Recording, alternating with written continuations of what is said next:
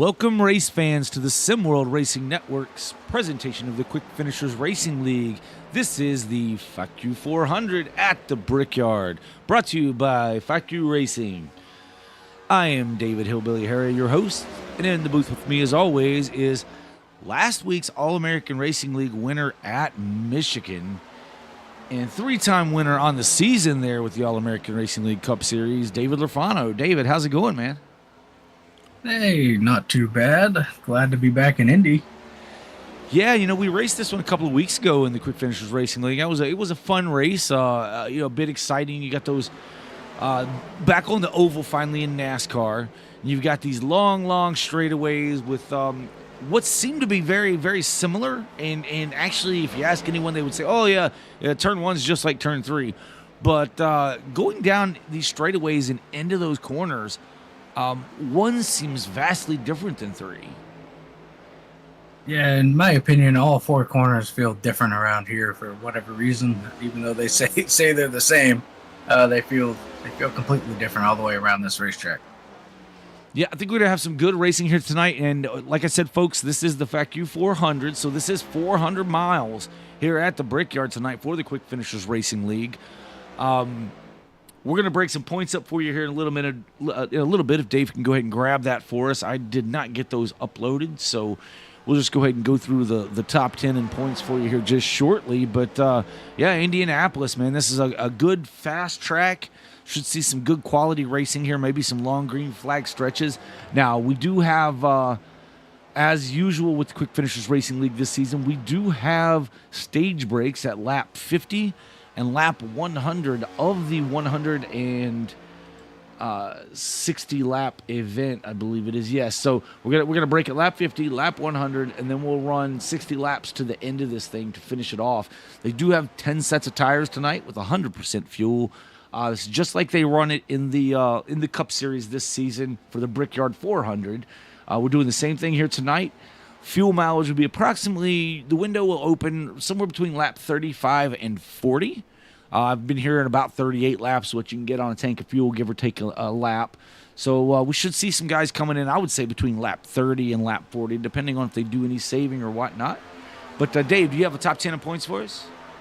Yeah, so right now the top 10 regular season standings, James Nelson currently a point leader by a slim margin of just 2 points over Eric Thornton.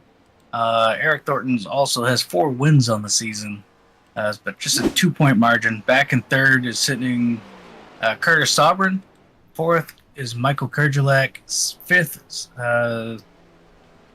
Zulu, I guess, Zoltan Nagy, Zulu.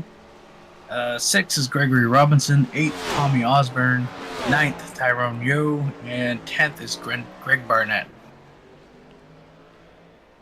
Well, thanks for that rundown, Dave. Looks like the points battle is heating up as we are getting closer and closer to reaching that cutoff for the top 16 in points to start the playoffs. But here we are. This is a 2.5-mile track here.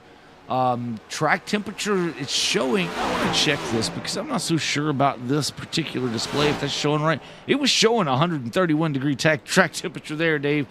But looking here, yeah, 132 degrees Fahrenheit track temperature, 86 degrees Fahrenheit ambient. So it is hotter than Hades down there on the track and in these cars tonight. Yeah, and I've been watching some of these drivers in practice. Looks like a lot of drivers are struggling to get off of turn number 4. Car really wants to get sideways on the exit there, so that's going to be something to kind of watch as the race goes on. Yeah, absolutely. So, Dave, let's go ahead and go down trackside. We'll get our see if we can get the pre-race activities underway as we're getting closer and closer to coming into qualifying here. So we'll go ahead and get that started and underway. We'll be right back with you, folks. Stay with us. You won't miss a thing. Please rise if you're able and remove your hat as the United States Navy Band performs our national anthem.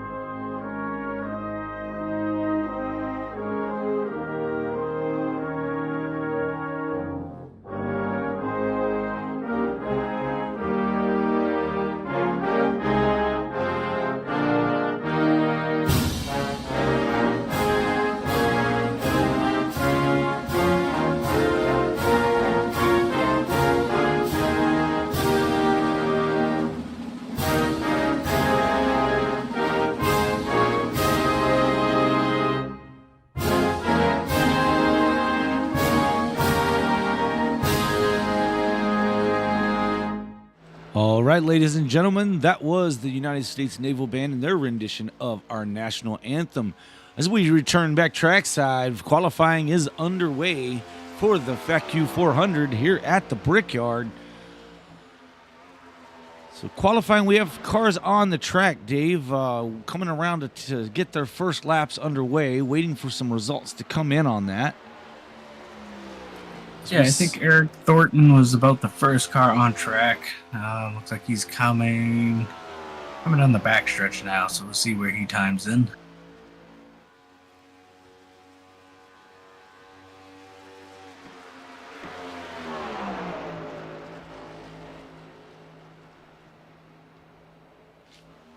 So he comes through turn 4, coming back towards the start-finish line to time in for his first lap here. First of 2 laps, I believe, on the night. And at the start-finish line now, Eric Thornton will time in with a 54.30. I'm sorry, a 54.55. Curtis Sauber in with a 54.33. Robinson a 54.67 to Steinhoff's 54.67. Nelson at a 54.92. Kenneth Pack jumps up to second with a 54.46. Now Essery to second with a 54.43. Still about a tenth off of our leader, Curtis Sauber.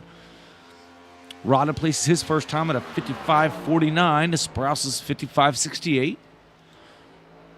As we watch Sauber come around to take his final lap, we'll see if he can better it on the second lap here. But quick lap, first lap. I know Jamie Mullins was fastest in practice, and he's coming off a turn, I think that's 4 now, to take his first lap. Let's see what he can do here. Saubern's second lap times in at a 54.18. I'm sorry, that was 54.18 for both he and Eric Thornton. Eric Thornton just a little bit slower, just a tick slower. Both of them picking up quite a bit. Jamie Mullins with a 54.27, fastest first lap of the night thus far. Yeah, if Mullins picks up what he did, or like everyone else did, Chris Essery jumps to the top with a 54 flat.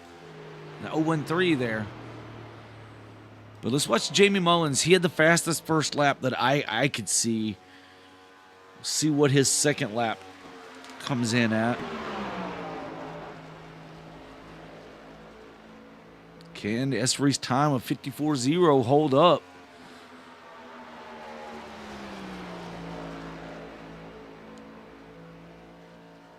Mullins is down the front stretch coming to the start-finish line. Let's see what time he can pull off this time around. Move Mullins to second with a 54.08. Essery's time still the best at that 54.01.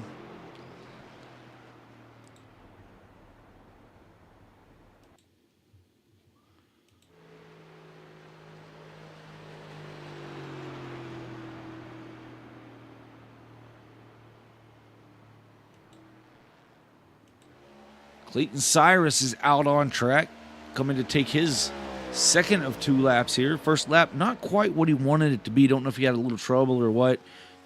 Timed in with a 56.19 on lap 1. We'll see what he can do here on his second lap. Little wide in the corner there. Not sure if that was intentional. We'll see if it hurts him on the clock.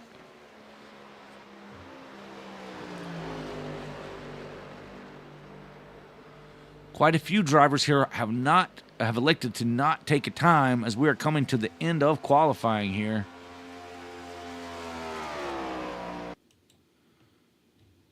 Yeah, looks like we have 21 cars in the field. Only 16 chose to take time as qualifying has come to an end.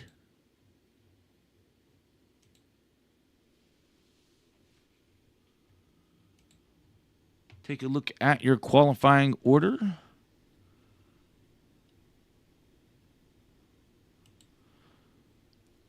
Starting on the pole position is Chris Essery. Starting outside pole, Jamie Mullins. And then number 66 machine, Curtis Auburn, starts inside second row in the 54 with Eric Thornton to his outside. Kenneth Pack will start 5th with Michael Kerjelek in 6th. 7th will be Zulu. 8th is Ryan Steinhoff. Michael Boone 9th. Gregory Robinson rounding out your top 10. Starting 11th is going to be James Nelson. 12th is Tyler Nelson. 13th goes to Rada. 14th, Tyrone Yo Jr. 15th, Randy Sprouse. 16th, Clayton Cyrus. 17th, Nathan Christensen. 18th, James Bowden. 19th, Benny Campbell. 20th, Tommy Osborne. And shotgun on the field there is Jim Hubble. Yeah, I don't see that Jim has gridded quite yet. Hopefully he will. Sometimes he'll come in and do the practices and have other things he's got to get done, so won't necessarily always get in the event. Nonetheless, we'll have at least 20 cars, as we've had 20 cars grid thus far. Yeah, pretty good field of cars here for 400 miles around Indianapolis. Yeah, 160 laps, 400 miles. This should be a good race. I'm really excited for it. Benny Campbell has not gridded either. Doesn't look like.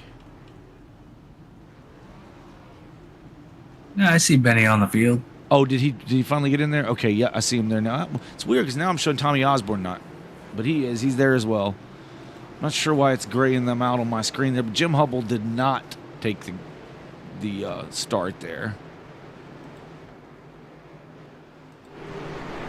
Out front will be the 22 machine. He'll take the green flag from Barney when Barney gets ready to wave it here next time by, as the pace car will drop in, exiting at the exit of turn 4. They'll come down and start on Barney's green flag. Now, if when the caution flags come out and we do restarts, that will be on the leader as always inside the Geico restart zone. But this first one will be on the starter, the flag man.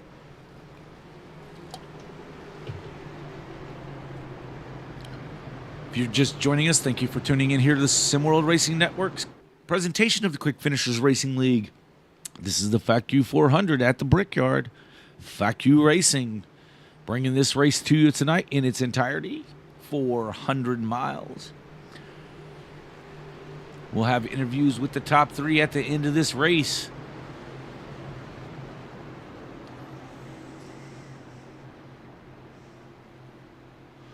Unfortunately, folks, we will not have a track map tonight, as I believe, they don't have a track map for this track quite yet because it kind of left this service. And I'm not sure when the makers of this app I use will get that on there, but nonetheless, appears we are exiting turn 4. The pace car should dive down pit road and does. So Chris Esfrey in the 22 going to bring us to the green flag. Green flag is in the air. 22 gets a little bit of a jump over the 66 of Mullins. 66 and 88 on the outside. 54-22 to the inside. 22 jumps up. Now the 66 is going to pull down to that low line here in front of the 54 to take over second position.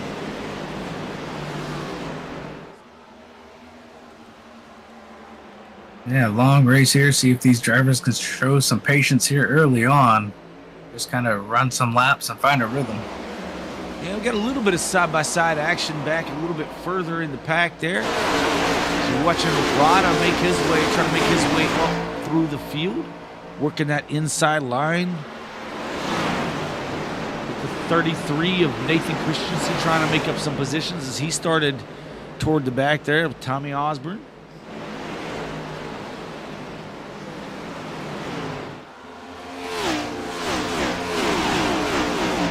Got the black rifle machine of, who is that? Who goes there?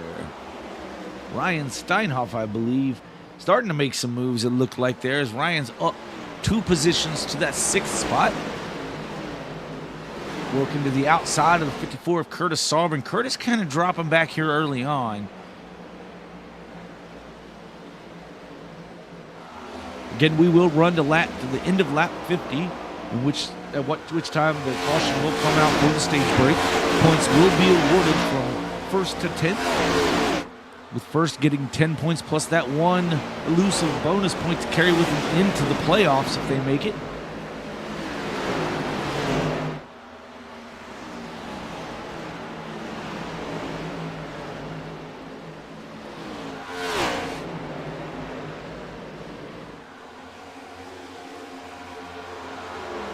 see the 74 of Steinhoff now working to the inside of Kenneth Pack. Going to take that position away.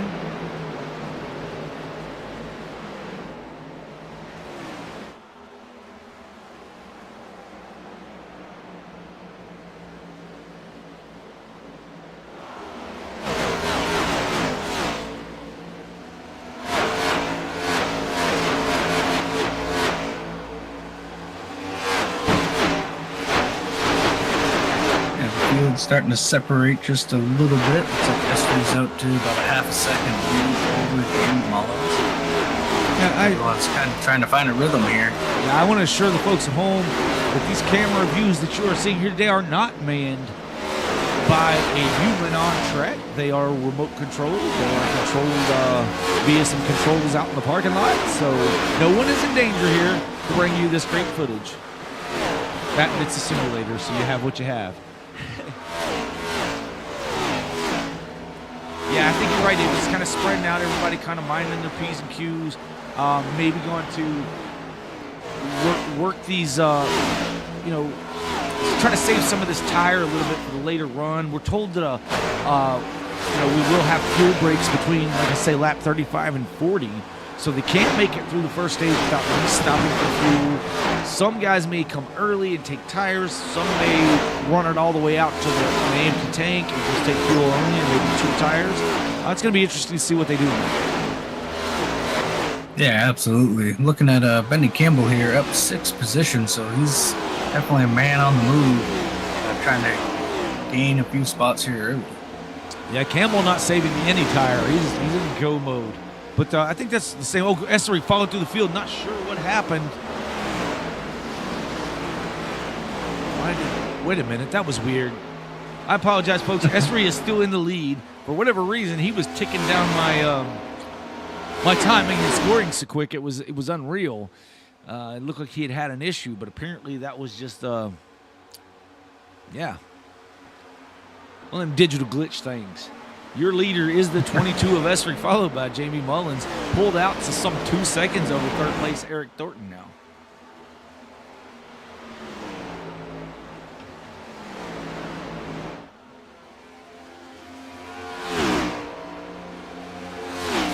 So what do you do, Dave? If you're the 66 of Mullins right now, you're running nose to tail with the 22. You guys are holding about 2.1 seconds over third place. Do you stay behind him and maybe work with him here early on to try to gap these guys behind you and then take the battle to him later? Or do you try to jump on it now because you know he's going to have a fast car over the long run? Yeah, I think if it's me, I kind of run behind Essery there, work together, kind of use that draft to your advantage, pull out as big of a gap as you can on the cars behind, because you know you're going to have to stop more than likely under the green, like you said, between lap 30 and 40. For fuel, so the bigger gap you get, the easier it's going to be when you come off pit road and maybe fight them there for the stage. Well, folks, you heard it from the man himself, David Lurfano, and if anybody knows about getting around these racetracks, that'd be him. So take that one to the bank with you. Hedge your bets on that information. 66 should stay behind the 22 throughout the run, and I tend to agree with you, Dave. You let him set the pace. Now, if you notice third place catching you, then you do something about it. But the two of them are still pulling out, and now 2.5 seconds ahead of Thornton. Yeah, I think Mullins' best bet is to kind of run behind the 22, and if the 22's tires start maybe falling off, then maybe you can get around them there in the later going.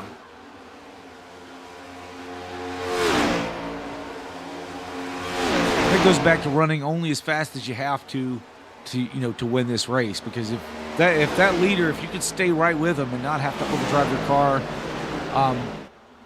let him wear his stuff out, trying to figure out how fast his pace should be. Maybe look every now and again just to keep him honest, and make him work his stuff a little too much. Give him a little bit of a look down the straightaway, just like Jamie Mullins is doing right now. But he's going to go ahead and go for it. Mullins to the inside, going to go ahead and make that pass, or try to make the pass, and does.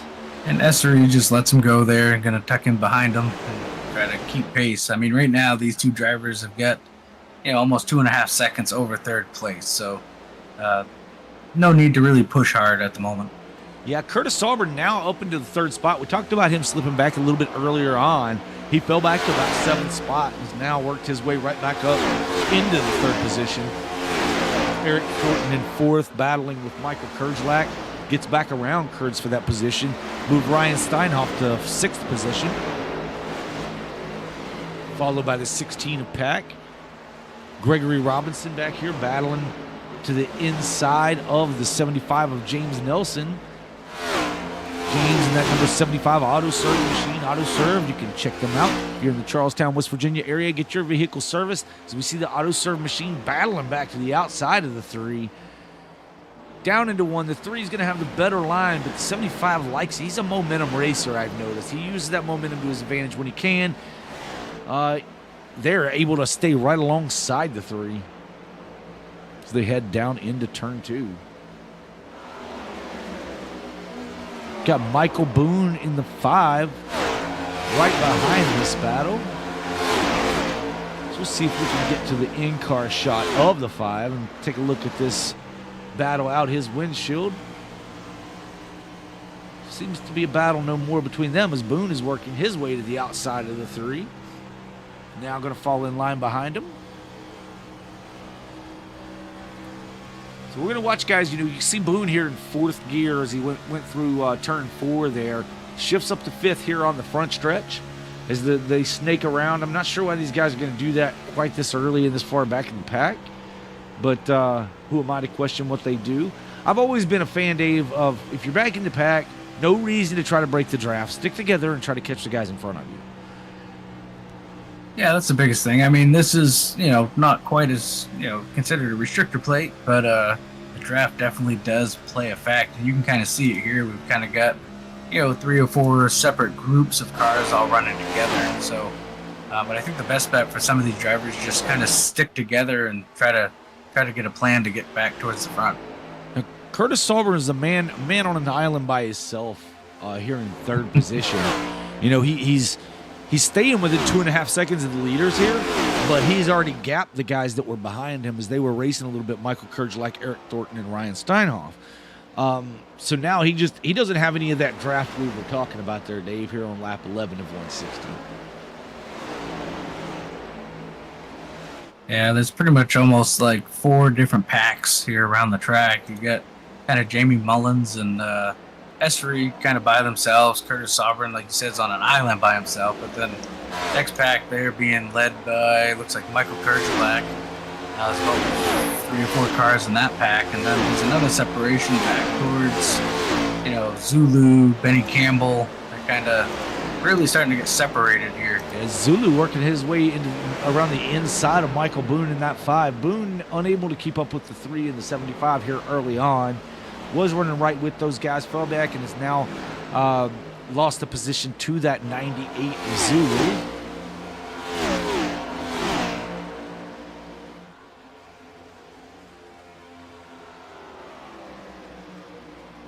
Yeah, working lap 12 of 160, so still a long ways to go here. Got Nathan Christensen and Tommy Osborne kind of working together here in the next pack back, and then we follow back just a little bit further. You've got Clayton Cyrus and James Bowden kind of working together. Then we've got Rada kind of by himself at the moment. Tyrone Yo running about 0.6 of a second behind him, with Randy Sprouse in the 20th position, and Jim Hubble again did not make the field here tonight, but your leader is Jamie Mullins in that number 66 Chevrolet, leading the field here at the PhaQ 400 here at the Brickyard. PhaQ Racing does a lot of racing here on the simulator. They have several drivers that race here in the QFRL, not necessarily for PhaQ Racing, but when they go road racing, they do a lot of these 12-hour events, 24-hour events, 6-hour events. I think they're practicing up for a Le Mans race coming up here soon. I think that's where they're going, right, Dave? Yeah, I believe so. And there's a team of, I don't know, a bunch of different guys. Honestly, they got a couple different teams. I'm not sure if that's all PhaQ or if it's just a few of them, but nonetheless, that's who put on this race here tonight. So this is the PhaQ 400 at the Brickyard for the Quick Finishers Racing League. I'm Dave, and that's Dave with the Sim World Racing Network. We're glad you're here with us. If you could smash that thumbs up button for us, it's free, won't cost you a dime. It's the best thing you could do right now that's free other than watch this show. So go ahead and do that for us. We'd appreciate it. Subscribe to the channel if you're not subscribed. Share it with your friends. Whatever you want to do. All that stuff is free. So enjoy all the free stuff we're giving away here at Sim World Racing Network. I think we should put a poll up in the chat on which is their favorite Dave. I'm interested to see the answer. They're going to say Dave is, of course. I know who's going to win. Dave. When it comes to the two of us, Dave's a winner every time.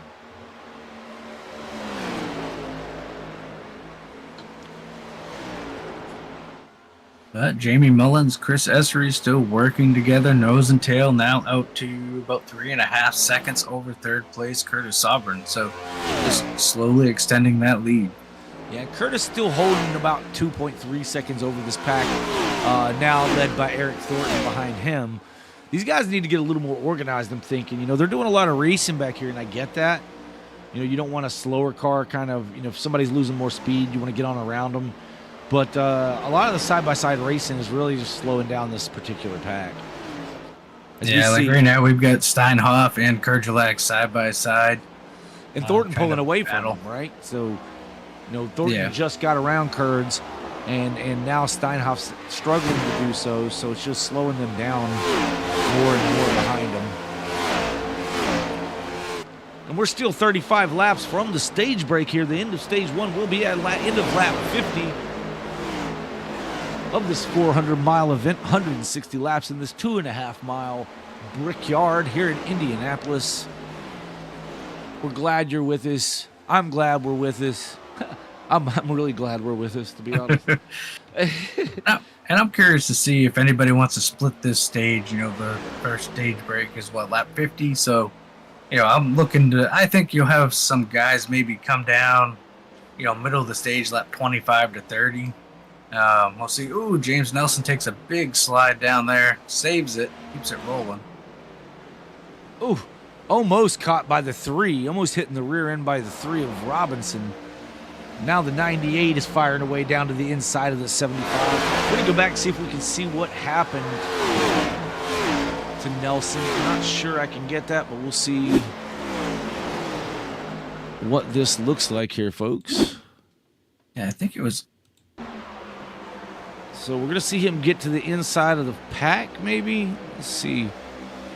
Oh, there it went. He's trying to make a pass on pack. He just loses the rear end of it. We'll back it up, look at it again. Yeah, that was just a big slide on entry. Pulls off the wall and just all the way down to the inside. It was kind of strange looking, Dave. Definitely slowed him up, but I'm not sure what happened. Yeah, it was a close call for Robinson there as James kind of come back up the racetrack into turn 2.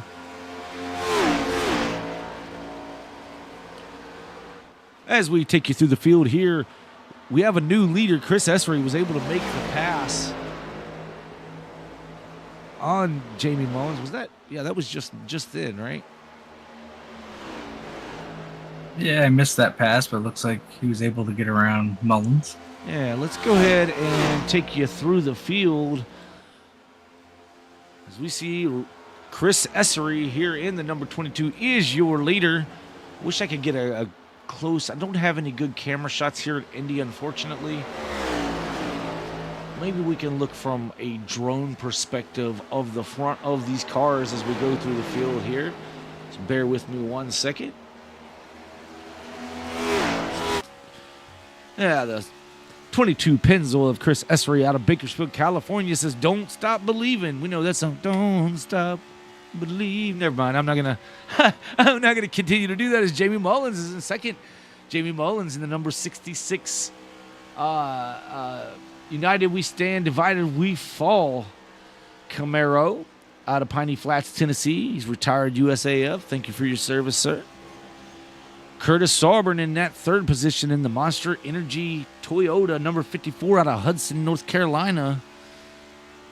Fourth, we have Eric Thornton out of Florence. Eric driving that number 88 Chevrolet.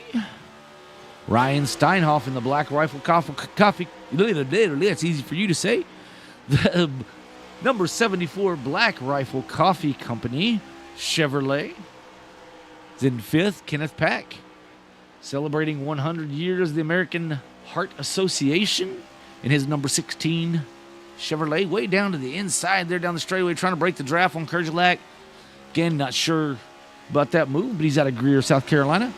I shouldn't really talk about that move. That's just something guys prefer to do, is break the draft. I'm just not a fan of it.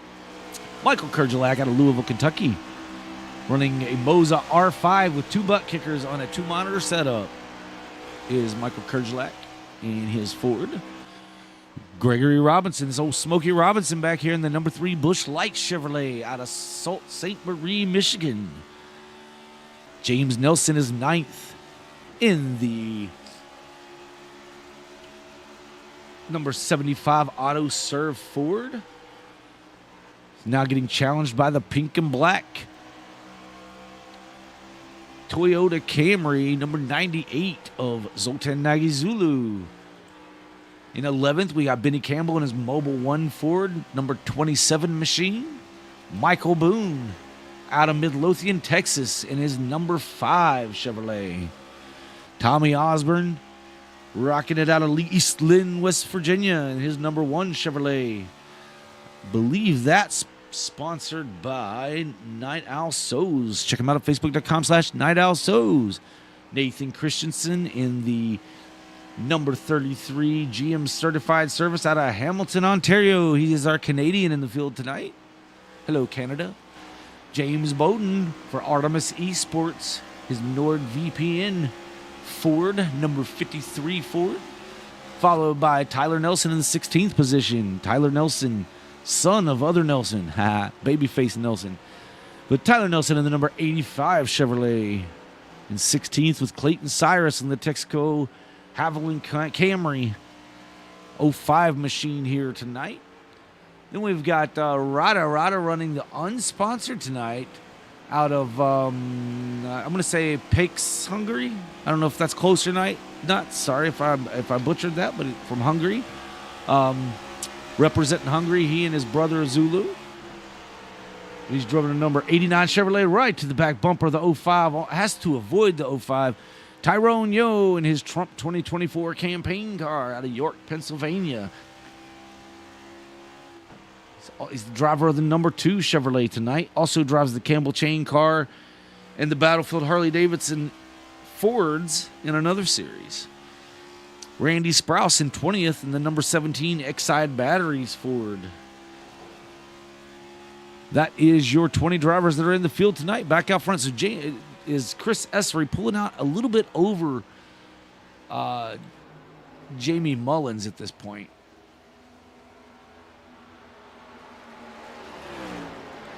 I think I put Dave to sleep with my rambling on of driver introductions here. 22 laps of 160 here in the PhaQ 400 at the Brickyard. Now, just enjoying a rundown of the nice paint schemes we have out there tonight. Yeah, I know I missed some of them just because I was doing a front view, and if they didn't have the information on their hood, I kind of stumbled a little bit, but that's all right. As Essery and Mullins now enjoy a 6.4 second lead over Curtis Stallburn in third. So if you see now, Curtis is now coming out of the corner. That's a long way around this track. Curtis is being run down now by Ryan Steinhall and Eric Thornton.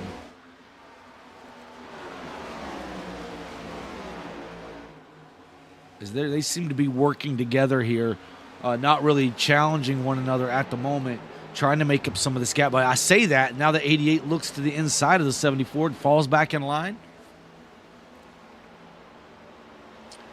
He may be peeking out just a little, get a little air on that nose, because I noticed he ran low through turns 3, I think, there, and then ran high through turn 4. He was going the opposite way of the 74, but then tucks right in line with them down these long straightaways, which is where it's really going to matter.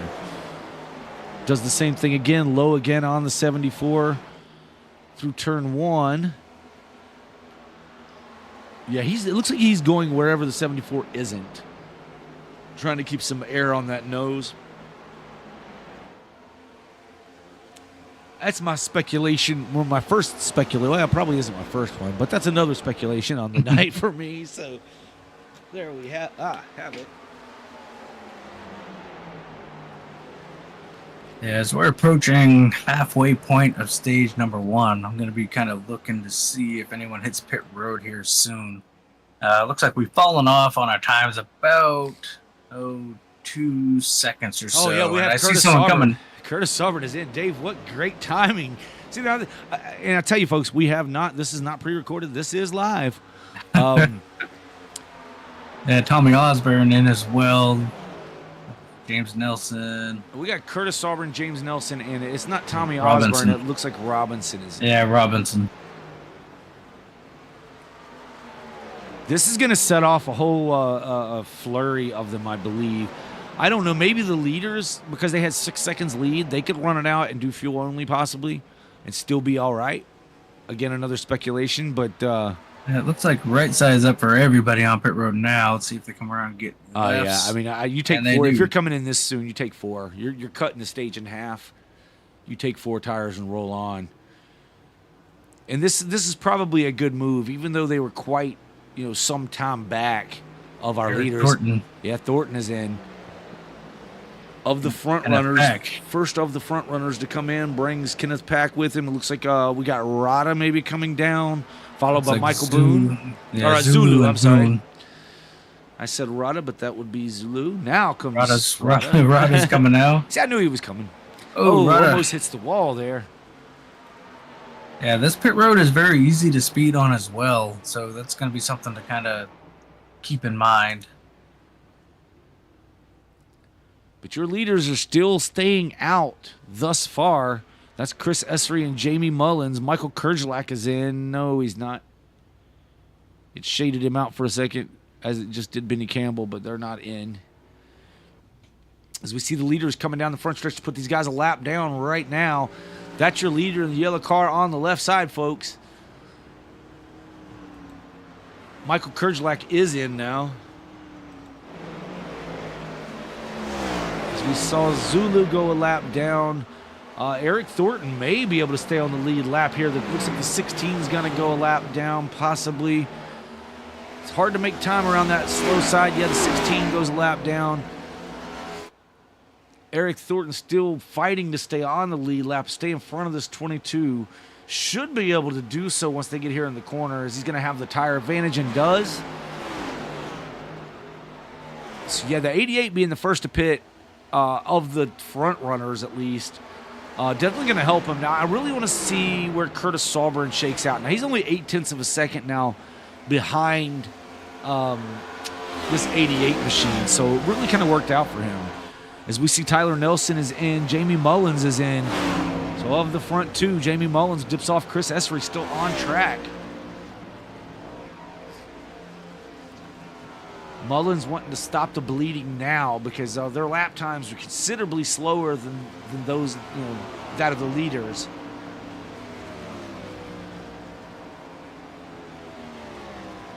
And I think if you're Esri, you got to come this lap, or you're going to lose a bunch of time to Jamie Mullins once he hits back on the track with those fresh tires. Yeah, without a doubt. I mean, you can't stay out there long unless you are going for a 2-tire strategy, or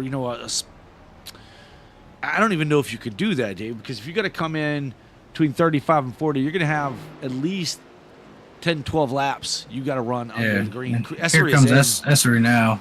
Yeah, as Jamie Mullins is entering the track, or coming around the zone there, the 22 is in. That will hand the lead over, in about 12 seconds, it'll hand the lead over to Benny Campbell.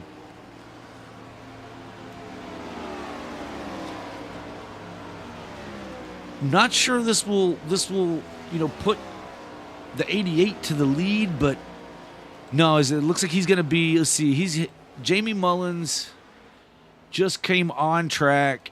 Eric Thornton, still got a pretty good gap there between them of about 5.3 seconds. We'll see how Jamie Mullins and the 22 of Essery shake out here. Yeah, because Mullins is coming by the start-finish line now. Yeah, and Essery's on his way around exiting the pace area. 14.85 second pit stop. As Mullins is going to blow by him, I believe, exiting for... Yeah, it's going to be close here off of 4. Essery's going to get up to speed. Or, sorry, 2. Yeah, it looks like they shook out okay. I mean, Essery lost the lead to the 66, but right now your leader is Benny Campbell. Let's not get it twisted. We're just saying that's going to be the eventual race for the lead. Benny Campbell is your leader, followed by Tommy Osborne, Nathan Christensen, Clayton Cyrus, and then Jamie Mullins, the first of the cars that are pitted, sitting in the 5th position. Randy Sprouse is in to get his service.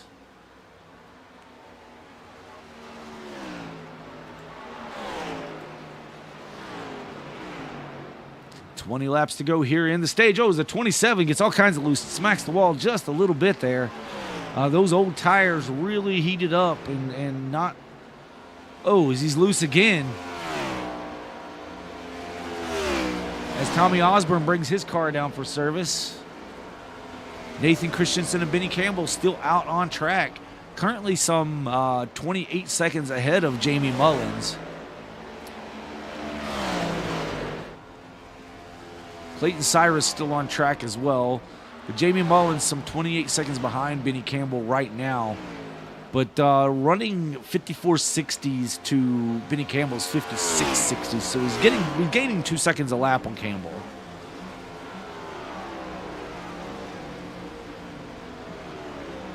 With Campbell still needing to come down for a pit stop of some sort. Not sure what he's going to do when he brings it down. Obviously, the way his car is slipping and sliding off the corners, he's going to want tires on this machine for sure.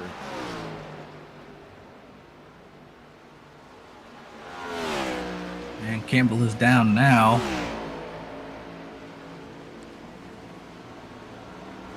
We'll stick with Benny Campbell for just a moment to see what he decides to do here with only 18 laps left to go in the stage. Nathan Christensen is your leader, followed by Clayton Cyrus at the moment. Benny Campbell still holding 3rd until he gets in his pit box and gets passed here by Jamie Mullins.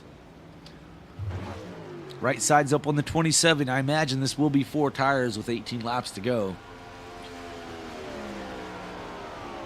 Yep, left side's up. Will be 4 tires and fuel for the 27. Nathan Christensen is your leader, followed by Clayton Cyrus.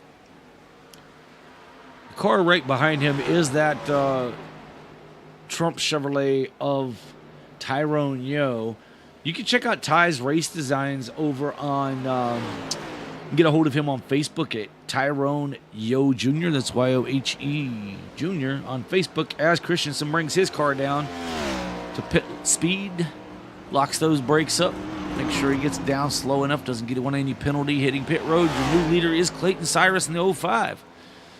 Still some 11.2 seconds ahead of Jamie Mullins, Chris Essery, Eric Thornton, Curtis Auburn. That will round out your top 5. So yeah, you can get a hold of Tyrone Yo Jr. on Facebook. He can get you to his Discord where you can see all the free paints that he has that he just allows people to use. Get his trading paints information. If you need a custom design, he can do that for you as well. So check him out. Ty does some pretty sweet paints. So you can check him out over just Tyrone Yo Jr. on Facebook.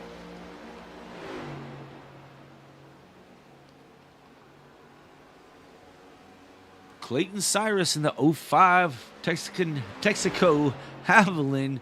I keep wanting to say Ford, but this is a Toyota. Currently your leader by 8.5 seconds over Jamie Mullins. Stretching this thing out. Well, we're told they can go about 38 laps unless they're really saving fuel. Now, this late in the going, does he take 2 tires and fuel, Dave? Just enough to get him to the end of it? Not sure. I think he may have to do that to kind of save himself from going down a lap. He's only 7 seconds out in front of Jamie Mullins at the moment. Yeah, that's what my concern was, is that, if he pits for 4 tires, he's going to lose a lap. Or likely going to lose a lap.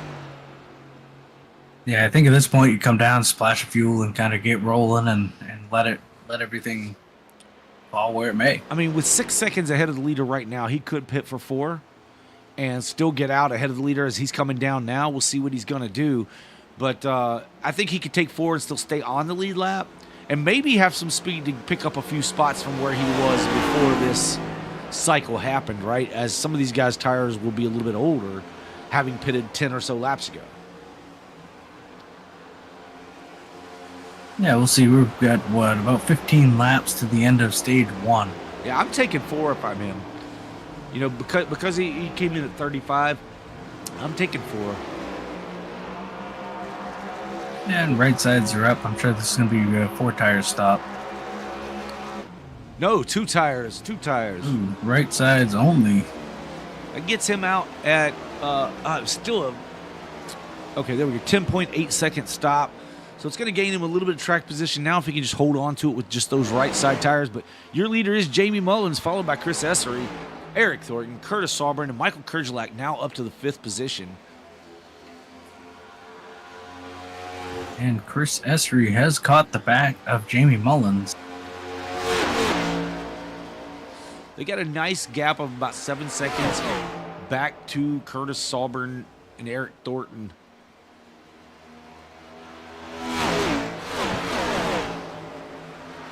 Field all stretched out.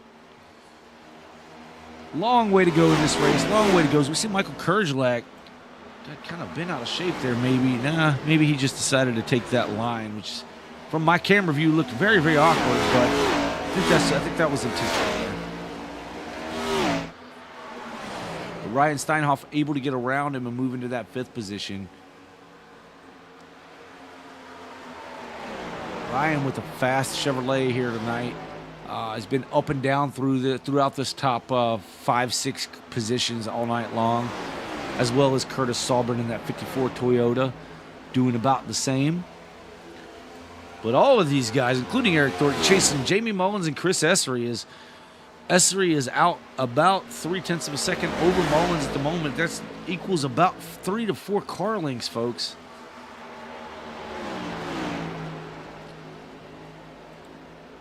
We want to thank you once again for stopping in to the chat, stopping in to watch this video here on the SimWorld Racing Network for the Quick Finishers Racing League. We do appreciate you as always. Go, go, go, 98 Zulu and 89 Rada.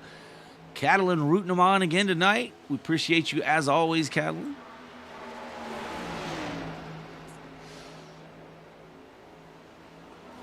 Looks like Zulu may have put a message in there and then retracted it. That's unfortunate. I'm curious now what he had to say.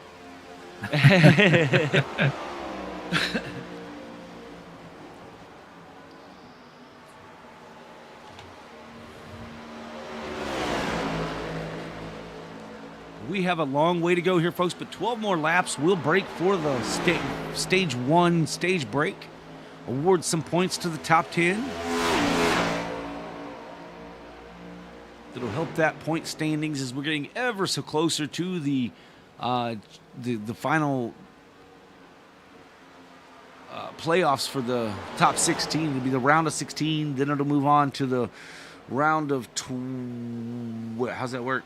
16 to 12. 8 and then 4. 8 and then 4. Yep. And then ultimately the final race will be the top 4 drivers racing it out for the championship.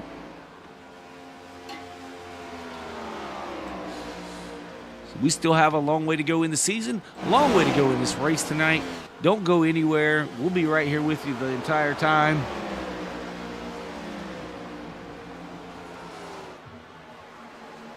And providing we don't get fired for the PhaQ 400 at the Brickyard tonight. Oh, as the 54 gets way out of shape, able to save it, maintains his speed and position. Yeah, we'll be with you all season long.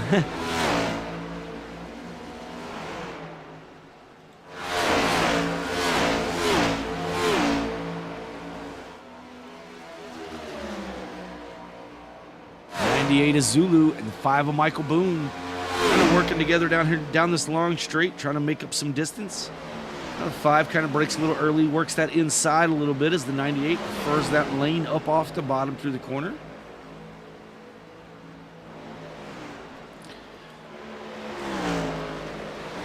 Clayton Cyrus with the 2-tire stop, currently mired in the 17th position.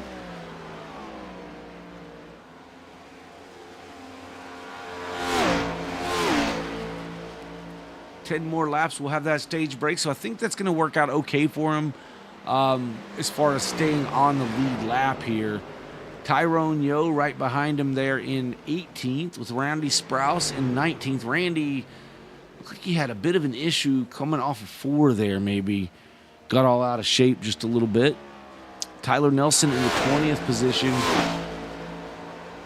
has already gone a lap down. I believe Randy Sprouse is on the same lap. Get a full lap count here in just a moment.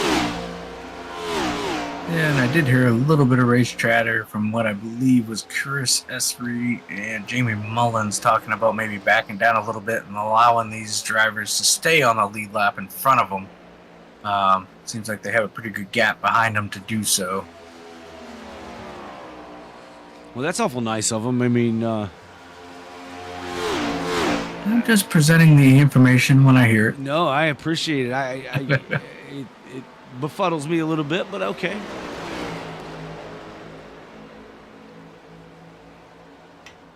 I mean, a lot of times drivers will want to put as many guys as they can a lap down early to prevent having to race them later in the race. But maybe these 2 guys figuring that they've got enough pace that they're not really worried about it. Yeah, because right now it looks like Tyrone Yo and Clayton Cyrus there, about a half a straightaway out in front of your leaders. They may not even get to them anyways. There's only 8 laps to go here in stage 1. We have been caution-free thus far on lap 42 of 160 here in the PhaQ 400 at the Brickyard. Again, like as Dave was alluding to, we are going to have a stage caution at the end of lap 50. We'll have our second stage caution at the end of lap 100. Then we will run the final 60 laps out. Caution-free, providing no incident. To crown a champ here at the PhaQ 400 at the Brickyard. Yeah, clean and green so far.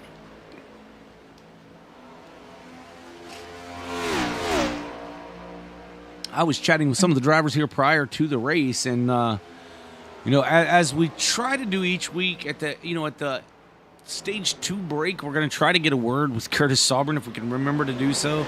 And that's kind of what we were talking about, how I always seem to say that and then always seem to forget. So yeah, we're going to try not to forget tonight. We'll get a ride along a couple laps with him, get a feel for it. We know that always creates a little bit of action on the track. It seems like every time we do it, it tends to cause Curtis a little bit of an issue with other drivers around him. So, yeah, if you think it's been a little boring so far, don't go anywhere. Yeah, I was watching Jamie Mullins there. It looked like he was closing in on Esri, but he had a big slide off of turn 1. Lost a little bit of ground. See if he can make that back up and maybe battle with the 22 there for the stage win. Yeah, as we see, Ryan Steinhoff has made it up and around the 88 of Thornton to take over that 3rd position. Kerjelak back in 5th. Curtis Saubern has fallen back to the 6th position. Now under fire by the 16 of Kenneth Podium Pack there. Pac-Man, the number 16 machine, working all over the back of this 54. It's go time for the points, right? If you pass a guy, then that's the way the points work here, folks, is at the end of each stage, we'll award 10 points to the leader, 9 points to second, 8 to third, so on and so forth, all the way down to 10th position, getting one point. Somebody went spinning down there. Kerjelak on the backstretch down through the grass. Yeah, we'll see if we can find out what happened with Kerjelak here real quick as we watch this battle with the 16 and 54. 16 going to work the inside, make that pass. Let's catch this replay, see what happened with Kurds. So we watch this 19 machine down here as he heads down into the corner. Oh, yeah, you just see it kind of loose there, and then he corrects, and then up and into the outside wall, locks up the brakes, down and into the inside wall, and then cutting through the grass. He's got a little bit of damage. Kearns is in. He's on pit road. Yeah, not too sure if maybe he had a meatball flag, maybe. Some damage that had to be fixed. Unfortunate for Michael Kerjelak. I know these drivers do have a fast repair. If he uses it here, he may be all right. Just to get through 5 more laps here. Yeah, I don't think he's going to worry about losing a lap necessarily as long as he uses the quick repair. He's taking tires while he's in. Taking tires now. He's going to probably stay out for the stage break. Yeah, without a doubt. But Essery's coming around to put him a lap down now. So Michael Kerjelak going to fall at least 1 lap down. Now he's got to be the first car 1 lap down. So he's got to stay ahead of Sprouse and Nelson here. Looks like he's going to be able to do that. So Kerjelak will be right now is going to be considered the first car 1 lap down, which will give him the wave around. Which, I mean, honestly, yeah, he would have got the lucky dog. He's going to get the lucky dog and won't need to use a wave around, but it's the same concept, right? You're going to start at the tail end of the longest line. The only thing is he can come in and top off on fuel at the caution flag now. Yeah, so the question is going to be Sprouse and Nelson. They both came down on lap 29 and 27. If they take the wave around, they're going to have to pit early unless we get a caution real quick. So we'll see what they do.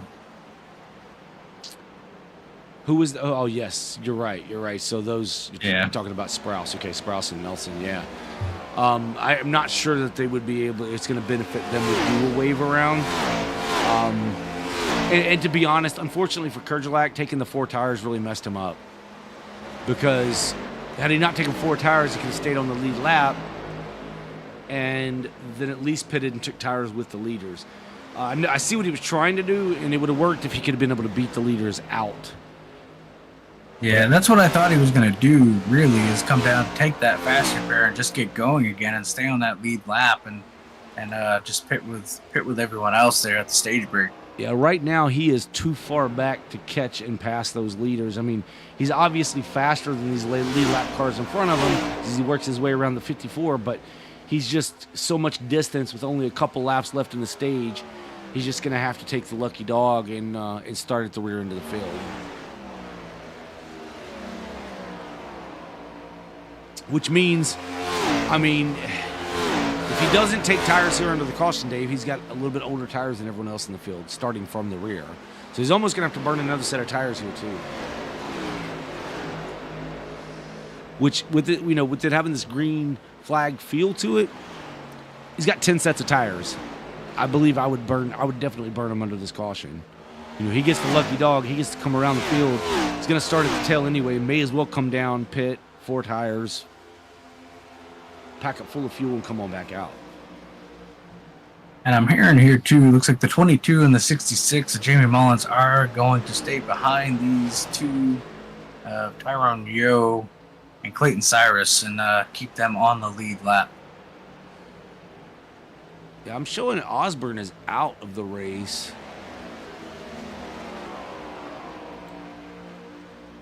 Not sure what happened to Tommy's on the track. That was so weird. I don't see it on my end. I showed Tommy in 12th. Yeah, he's in 12th. As soon as I clicked on him, it moved him to 12th. It was showing him as out actually in the ticker at the top of the screen.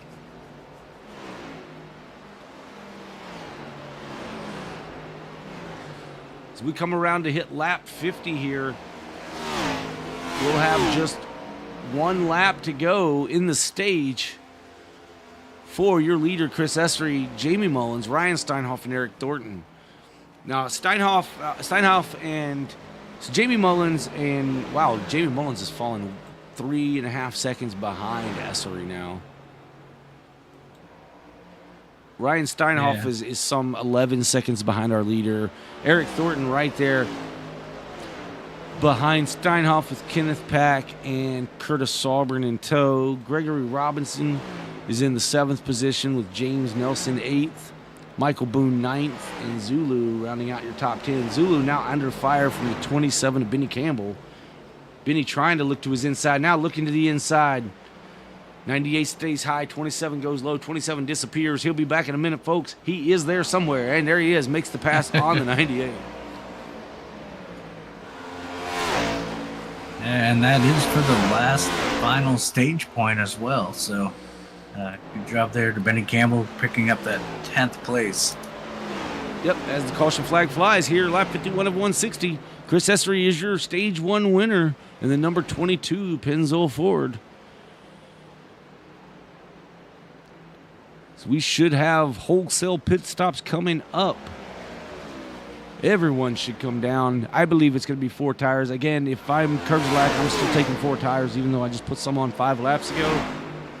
Got 9 more sets in the pit box waiting. Can't take them home with you.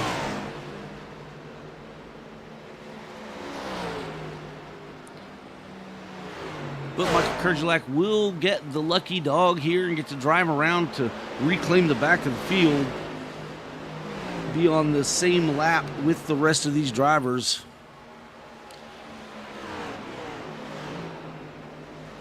Yeah, see, if that's where I guess I disagree with Chris Essery. I know he was being nice by not lapping those guys, but you know, he laps Tyrone Yo there.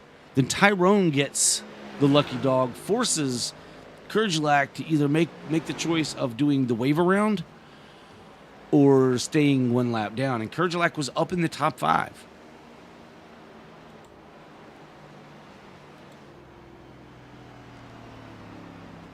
And I know that's a beep move, but still, that's the move I probably would make. And I know my beeper's a little generic, but it is what it is.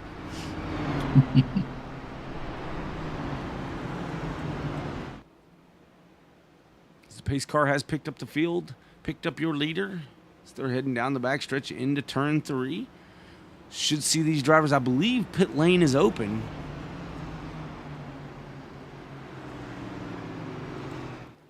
And I imagine we're going to see everyone make a move down pit road here, exiting 4. Or everyone on the lead lap, should I say.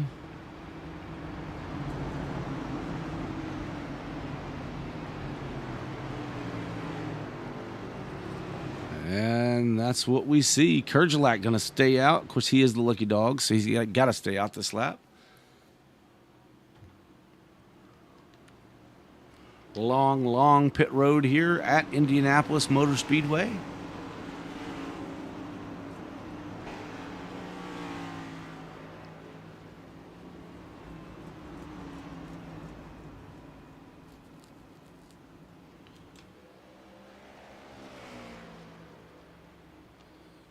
Did our lapped cars come in with the leaders? Yeah, Randy Sprouse and Tyler Nelson pitted on the wrong lap. That may help Kergelack get a couple of spots, I guess. So I don't know he'll have to start at the tail end of the longest line since these guys got a penalty.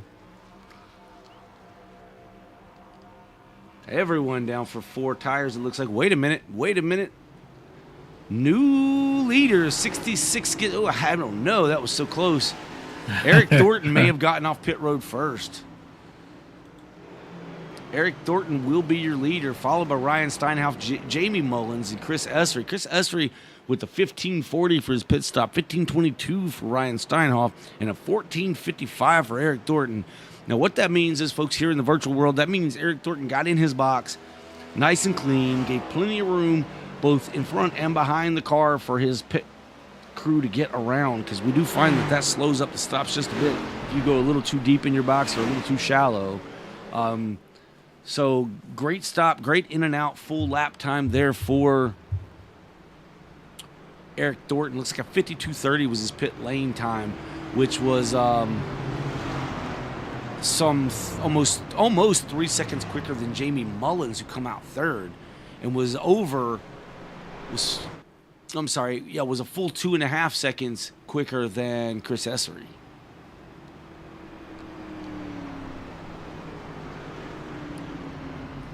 So new leader in the house tonight. That's the 88, going to have some of that clean air and control of this restart. Now, he'll bring these drivers down once the lights go out on the pace car. will come around, and he'll bring these guys down into the Geico restart zone, which is that blue mark you see on the wall right there to your right, folks. They're going through right now. Once inside that zone, the leader gets to choose when to fire off, when to press the gas pedal, and that will start the race back up and going again. If anyone jumps before that, they could be black flagged for jumping the restart. So very important to watch that leader and wait for that leader to throttle up before, especially if you're the car in second position. You don't want to get a jump on the leader. Yeah, and let's see. Kurjalak is down pit road from his lucky dog spot. Probably going to take 4 tires and fuel here. Yeah, we'll see what he does with the tire situation. I would take 4 if I was him. We'll see what he decides to do. Right sides are up. Yep. Looks like he's going to, as you say, Dave, take those 4 tires. Smart move, smart move. You're going to be in the back anyway. May as well do it. Got plenty of tire. So the first run was about 50. Well, you come to lap 51 before you come to the caution there. This run going to be a little bit shorter because, I mean, we're going to lap 100 or lap 101 when the caution will finally fly. It's the end of lap 100, so you're coming to lap 101 there. But we're already 4 laps into this 50-lap segment. So, yeah, going to change up. I wonder if some guys are shutting off their motors here, saving a little bit of fuel. Because fuel strategy could come into play here on this one. I don't know. From here, it's about 40, 45 laps. I feel like they're still going to have to stop regardless. I don't think anyone can save enough. No, but your splash and go could work out very well here. With only 5, maybe 6 laps you'd have to run. But I don't see anyone saving. I think it depends on when drivers decide to come down pit road, right? If they split this stage again, it's just going to be a chain reaction here. Pace car is off, Dave, as we ride along with Eric Thornton. Wait for him to press the loud pedal. When he does, the race is underway. Entering the Geico restart zone. He fires off. Race is going. Green flag is in the air. Eric Thornton in the 88, great jump. Gets a good restart over that 74 of Ryan Steinhoff. Jamie Mullins in third with Chris Essery in 4th position.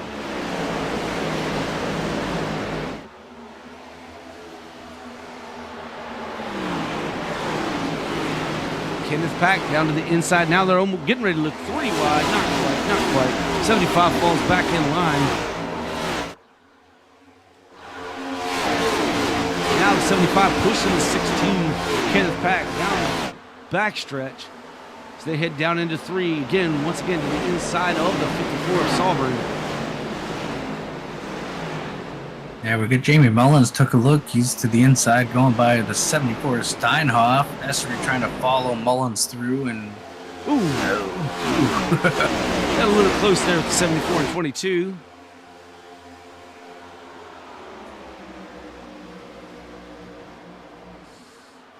Meanwhile, the 88 of Thornton is trying to get away from these guys. He's like, let me go ahead and check out, boys. Y'all stay back there and race some, would you? Oh, the 54 all out of shape. Curtis is around, almost. Still way slow. He loses a ton of positions. Now the 16 is loose. 27 almost gets him. I didn't see what happened to the 16. I'm not sure. I thought we were going to have our first caution there. Oh, Ben Campbell looks down. Pack kind of brings him down to the bottom. Now they're making me nervous here on this restart. Say on the restart, we've been going for 2 laps here. 27 to Campbell inside of the 33. 16 just got loose. Don't look now. Tommy Osborne in that 1 up 13 positions. Biggest mover of the race thus far in the 7th spot. He looks ahead at the 3 of Robinson battling beside the 75 of Babyface Nelson there. These guys battling for the 5th position. Now Nelson is able to hold on to it for the time being. This 1 is watching this battle saying, you guys keep racing, I'm on my way.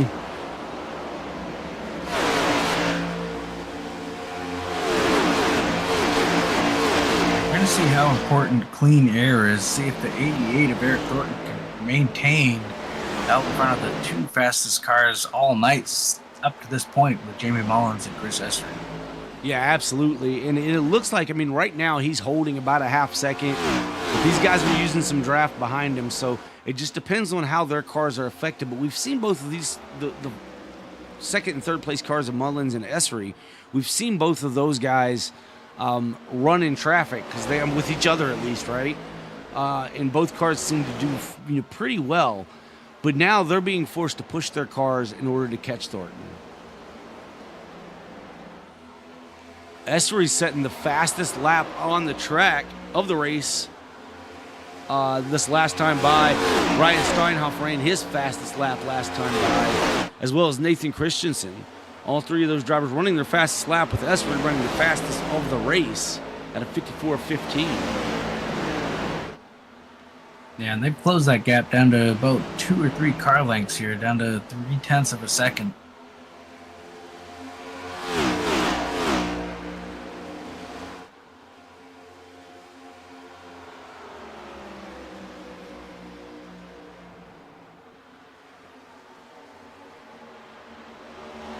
Running high to get a little bit of that clean air. Again, you get a little bit of air on the nose, and the car seems to rotate just a bit better. Even though it's maybe not be the preferred line, it makes your car a lot more comfortable getting through the corner.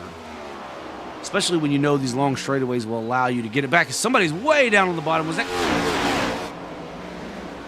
That's Michael Boone. Boone way down to the inside. Thought he was going to lose it there, Dave. It kind of made me nervous. Going to lose a lot of spots, but able to hold on to it. Michael Kurgelak getting around to take over the 13th spot. As Kurgelak, one of the faster cars through stage 1, had a little bit of an issue smacking the outside wall, then the inside wall. It stayed green, ended up losing a lap. Got it back with the lucky dog at the stage caution, and trying to get this thing back up towards the front. His last time by, James Nelson, Gregory Robinson, Tommy Osborne, Nathan Christensen, all these guys running, Benny Campbell and Rada, all running their fastest laps of the race. Out front, Eric Thornton still holding on to a lead. A couple of car lengths over Jamie Mullins, Chris Essery, and Ryan Steinhoff.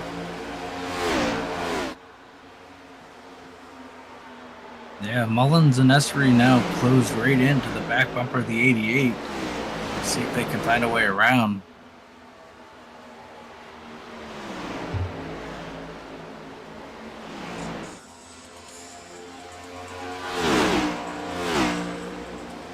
I think Essery thought Mullins was going to go right there. He kind of made a move. Yeah, Essery now looking to the inside of the 66. So they head down into 1, side by side for second. Essery is maybe thinking, I want to go ahead and get back out front of this thing, get some of that clean air on my nose a bit. But now they've lost 4 or 5 car lengths to the 88 of Thornton, so he's going to have to make up that time lost by making the pass.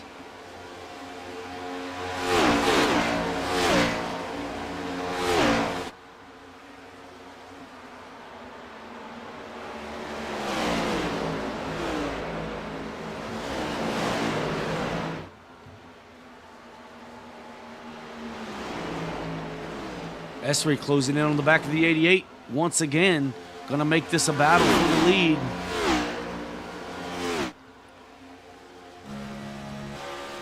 Goes the 22 down to the inside of the 88, heading into 1.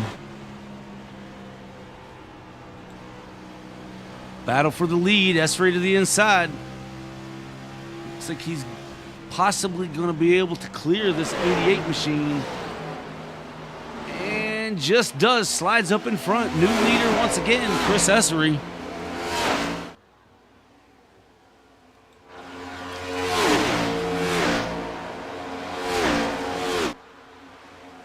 Puts Mullins right up on the rear bumper of the 88. 88's not going away, hanging right there with the 22. Says, I can run with you guys.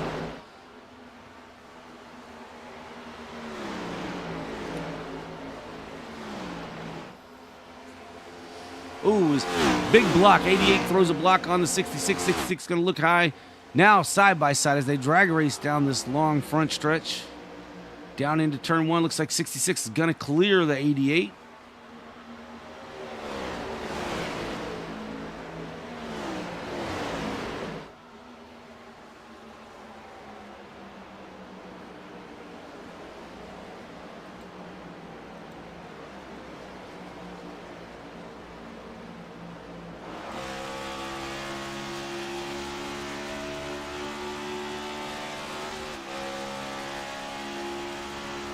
27 now looking to the inside of the 33.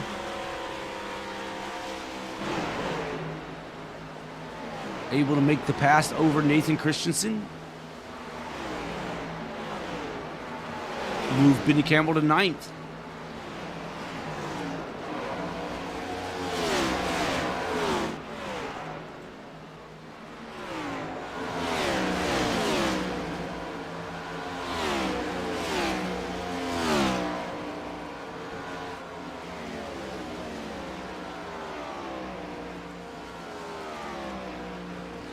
Randy Sprouse holding on to that first car 1 lap down position at the moment. Still have a ways to go before the cautions. We are some 35 laps out from the end of stage 2.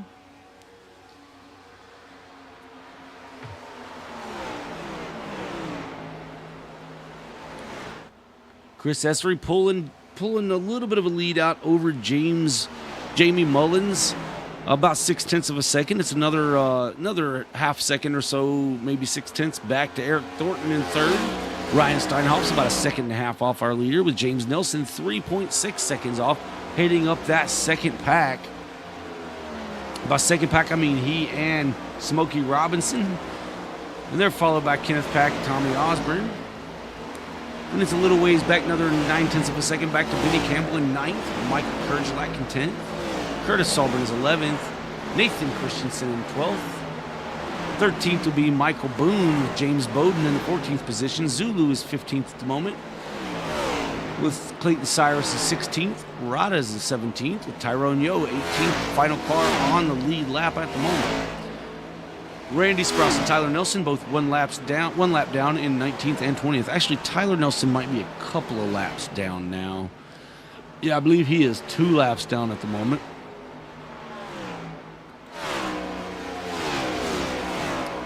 Chris Essery is continuing to build on that lead, now out to 1.3 seconds over Jamie Mullins.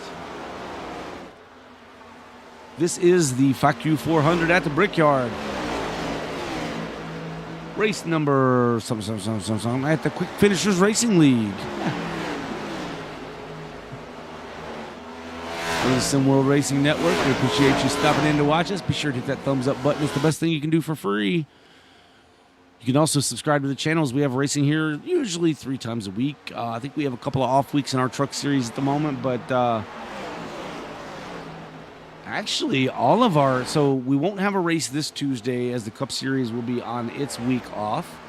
Truck Series is also on its week off.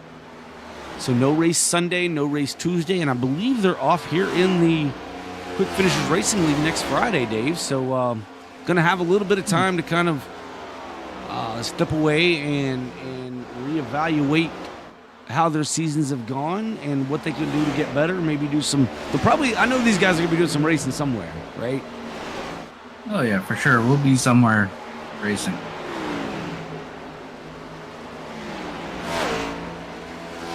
While we're off, you can always jump over to Behind the Dave on YouTube, watch some reaction videos over there. You can stop over to Hanging with Hillbilly on YouTube and watch some of the stuff I react to, as well as some music and scary stuff I like to do. I like to do a lot of haunted stuff here lately. It's a lot of fun. So you can check out that stuff while you're waiting. If you like, that's at Hanging with Hillbilly and Behind the Dave, both on YouTube. You can rewatch a lot of these races as many times as you want. And we'll be back with you in a couple of weeks. But yeah. We're gonna kick off this break with a good long race here at the Brickyard in Indianapolis. We're coming to lap 69 of 160 here in the PhaQ 400.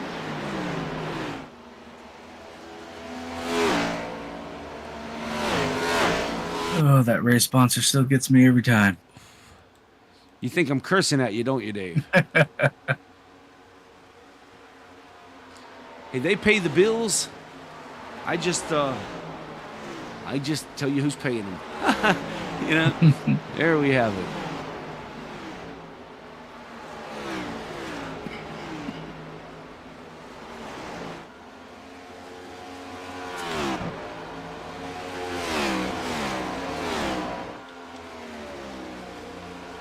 Yeah, this run looks like Jamie Mullins was not able to keep it close enough with Essery. Looks like Essery's kind of run away with it so far, out to 2 seconds over the 66. Yeah, Essery looking to sweep this thing, but let's keep in mind now. We know they're going to have to stop for pit stops. They're going to have to stop for fuel. Do guys take tires? Do they take fuel only? Do they run it long? Do we see a little different strategy than we saw in the first stage? We had some guys split it in half. Half of this one's going to be a little bit different because they didn't restart to lap 50, 54, 55, somewhere in there, maybe 56. Yeah. So I am going to speculate and say the first pit stops are coming somewhere between lap 75 and 80. Between 75 and 80, okay. Do you think anyone's going to try to run it long here? No. Maybe Clayton Cyrus. He did that the first stage. We'll see if he does it again. Yeah, everyone was in among the lead lap cars. Everyone was in on lap 52. You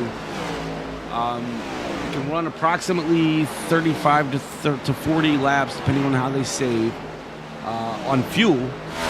But we know tires does matter here. As we're watching Michael Kerjglak work his way through the field, he's back up to that 8th spot after being a lap down due to that little slip up he had earlier in the race, rebounding nicely. But yeah, it'll be interesting to see here, Dave, what these drivers decide to do. As in reality, they can run this thing out to lap 91, 92 on fuel. But will anyone try to do that? As we see, Tommy Osborne is bringing it down now, as well as Nathan Christensen, both diving onto pit road here on lap 71. Yeah, personally, I think that's the right call. I think if you're gonna try to run it out, it's for splash of fuel only. It makes no sense to take 4 tires. I think you just lose too much. Yeah, absolutely. I mean, you could possibly try 2 tires, but you're only saving yourself about 4 to 5 seconds doing that. And some of these guys toward the back, you come in now, you're actually short pitting just a bit over even what you were saying the first cars would be down, right, Dave? So those guys take 4 tires. They're going to get out here and run maybe a second and a half quicker than everyone in front of them. As we see the leaders coming down. Essery coming down on lap 71. He waited a little long, and Mullins beat him to pit road last time, and it cost him that spot for at least a good bit of the run. So maybe he's thinking, I'm going to make sure I'm the first of the lead group to come down this time. Jamie Mullins and Eric Thornton are still on track. Ryan Steinhoff, everyone's still on. Essery's the only one of this lead group come down. Yeah, and I like the call right here. Like you said, he knew he got beat on that last exchange, even though he still won the stage. I think he just wants to keep that lead. Yeah, and he had a couple of seconds there, right? So right now we have Ryan Steinhoff as the leader.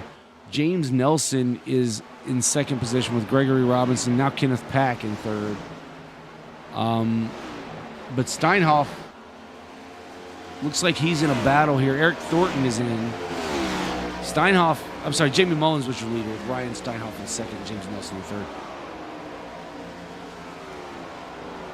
Gregory Robinson peels off to hit pit road here.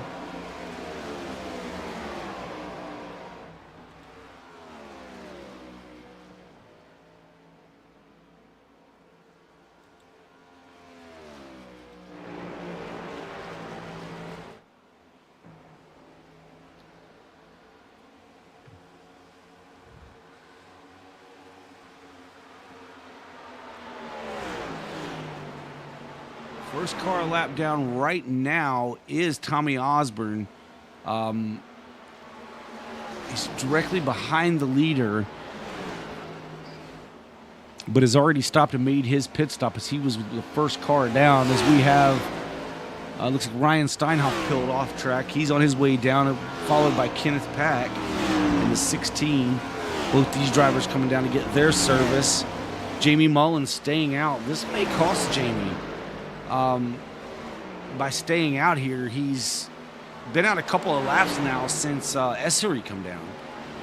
Yeah, I was looking at it. Essery's gained almost a second since he'd come back out on track. So I think Mullins is going to lose a little bit here by staying out as long as he is.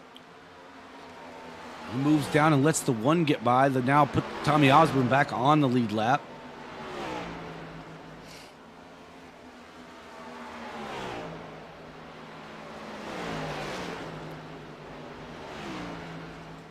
But, you know, it was time for some of these drivers to try to shake it up as Mullins is staying out again. As we come to lap 75 of 160 here, 75 of 100 in the stage. So 25 laps to go here left in the stage. What does Mullins do? Does Mullins make his bed? As we see Curtis Sauber, Michael Boone, Clayton Cyrus, and Rada all coming down pit road to get service to their vehicles, get 4 fresh tires and fuel here.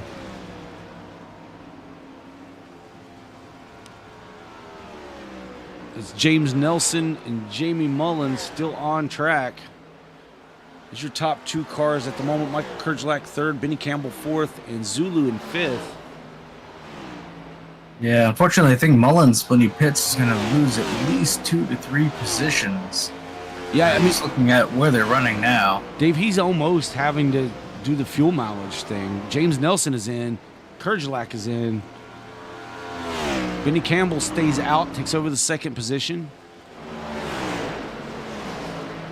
Keep an eye on Mullins to see what he decides to do. I mean, he may be running this thing out to lap 91, 92, Dave.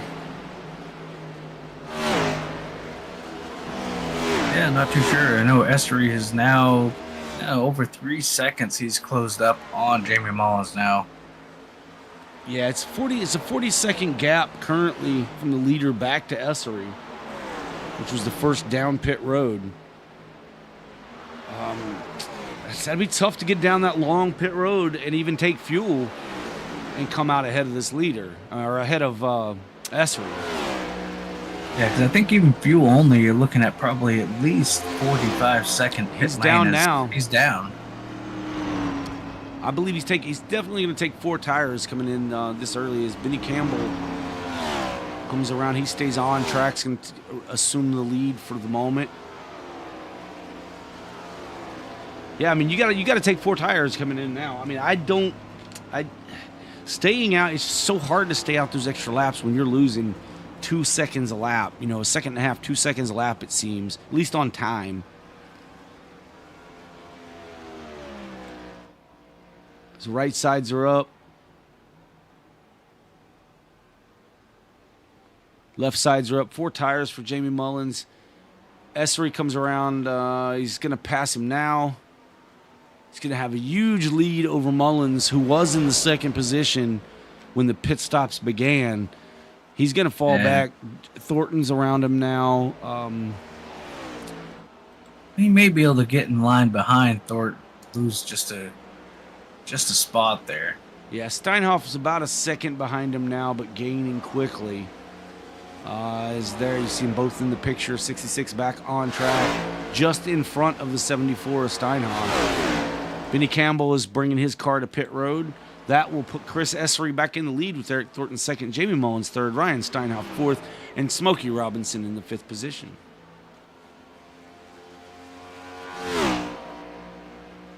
About 22.5 laps to go here in the stage.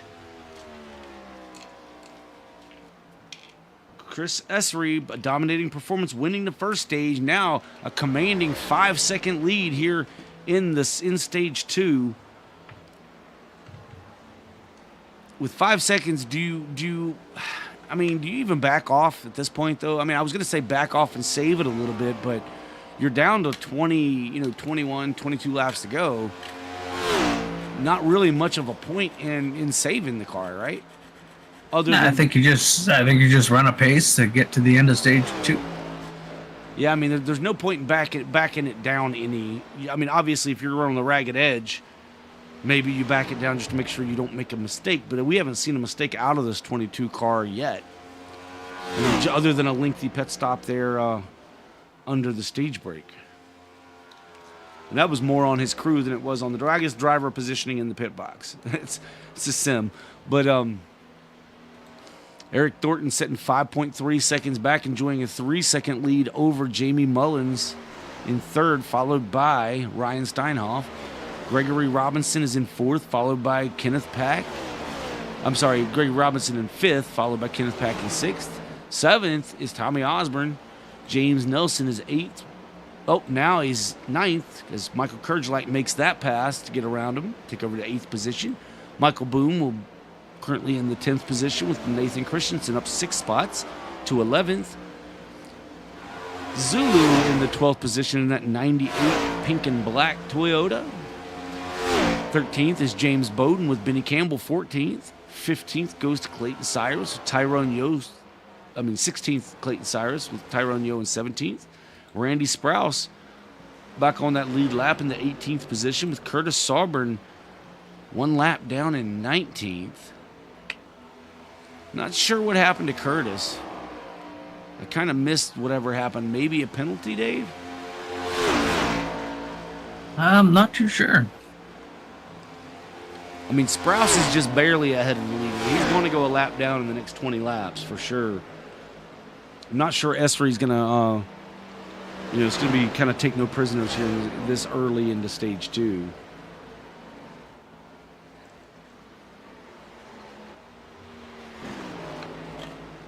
Yeah, as he now pulls within a couple of car lengths, now goes to the outside as Randy Sprouse going to bring that car down pit road.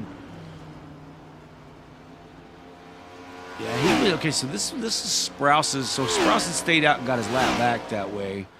Yeah, I'm not sure what happened with Curtis, though. That's strange. We're gonna get a lap around with Curtis Auburn here at the end of this stage, or the beginning of the final stage. So we'll ask him what happened.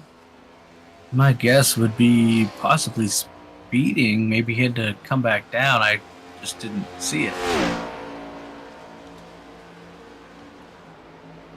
Yeah, I didn't catch what happened with him either, and I do apologize for that. I'm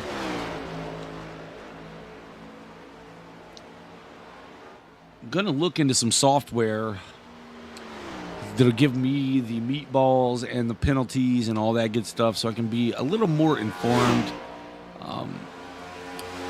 And maybe there's something I can add to this software. I haven't been out to the site in a little bit, Dave, but they add stuff all the time, and you have to download like different widgets for it. So I'll take a look out there, try to remember in these off weeks, see if I can get out there and see if they have some more detailed information that I can add to our current package. Yeah, so Curtis Sauburn must have had a penalty for too fast on pit road or something, because he came back down a lap after he pitted. Okay, so yeah, it's unfortunate, but that happens here at Indy. It's so hard not to speed getting to the cone. You hit the commitment cone, then you've got the speed cone, and you've got to get that thing woed down. And the thing about it is, in everything is scored by a scoring loop. So basically, your speed, if it's 55 miles an hour, which I'm not sure what it is here, I think it's 55 or 60, then you can cross the line at, say, 62 miles an hour and then break enough in that first scoring box to average the time out to 55 miles an hour. And you actually gain some distance that way. But it's a gamble. It's always a gamble. As we still see the 22 riding behind. Okay, no, he's back behind him once again to put him another lap down, I believe. He's now looking to the inside of Randy Sprouse. Oh, okay, they weren't as close as I thought they were. It almost scared me from that angle.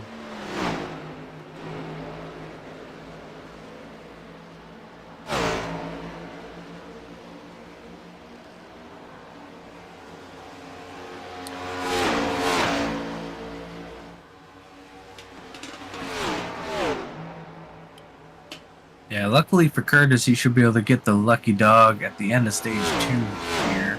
Get himself back on the lead lap. Yeah, he's the only car 1 lap down at the moment, and I don't know how far Bowden is from going a lap down, though. Let's take a look. Scoring and timing.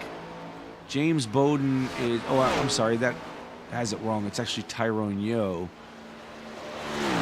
Tyronio, yeah, he's about 6 or 7 seconds, maybe 8 seconds for going a lap down. So I think they're going to be okay here. I think Tyrone will be able to hold on to the lead lap and Curtis get that lap back. Yeah, Tyrone's got about a little over half a straightaway over Chris Essery at the moment.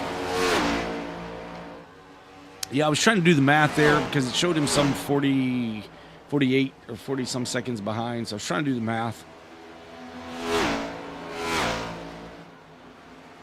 But as we all know, mathing is not my thing.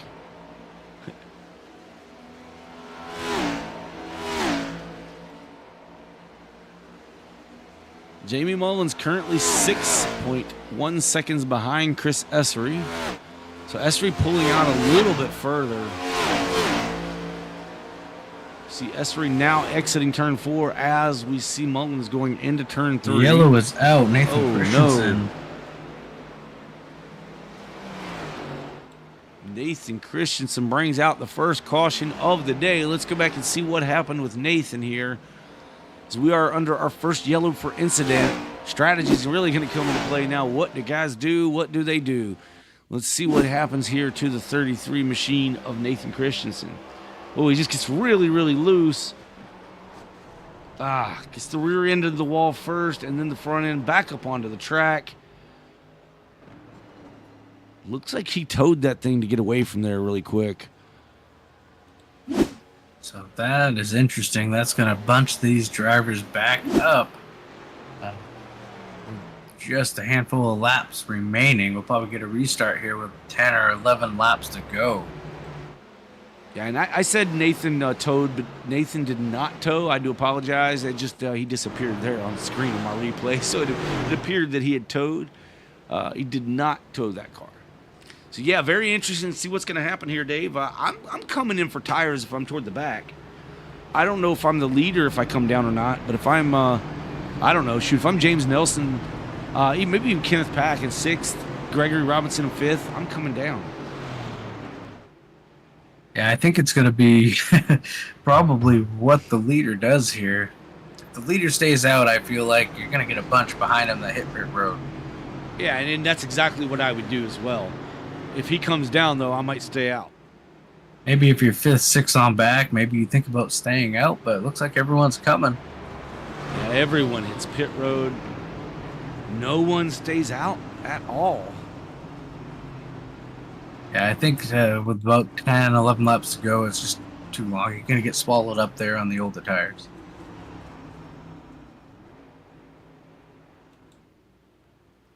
Will there be any 2-tire stops here?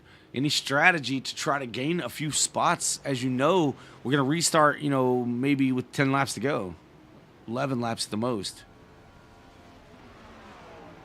Oh, no, the 88 has to back up and reposition in his box. He got in his box so good under the last stage caution. This one, he slides through the box, has to back up and get away from the wall. And I am not seeing any 2 tires. Oh, the big loser on pit road is going to be the 88. Yeah, that slide through the box hurt him tremendously. That moved him back to the 8th position, leaving pit road there. Tough break for the 88. Michael Kerjlak having that issue early on, rebounded nicely into the 5th spot. Now, Chris Essery is your leader, followed by Jamie Mullins, Ryan Steinhoff, Kenneth Pack, Michael Kerjlak, Smokey Robinson, Babyface Nelson, Eric Thornton, Zulu, and Bowden are your top 10. So that's going to put the 2 fastest cars in at the end of stage 1, door to door here on the restart. This could get a little exciting. Curtis Sauburn will be a man on a mission here with just 10 laps to go, getting his lap back, restarting at the tail end of the longest line, which fortunately here is only behind a couple of lap cars.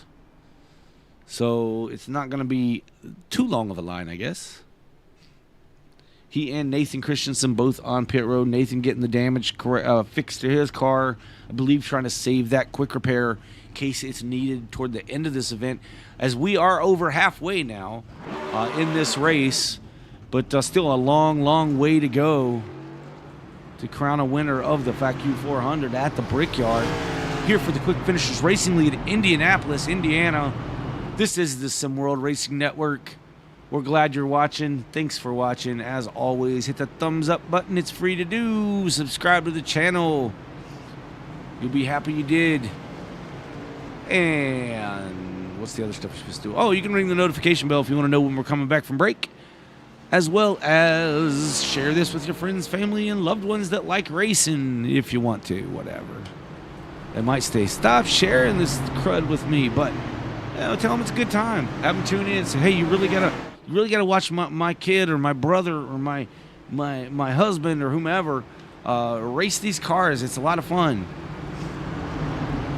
Or if they want to just join in and hear our beautiful voices. That's a good thing to do too. Listen to the rhetoric of a couple of Daves who don't know what the hell they're talking about most of the time.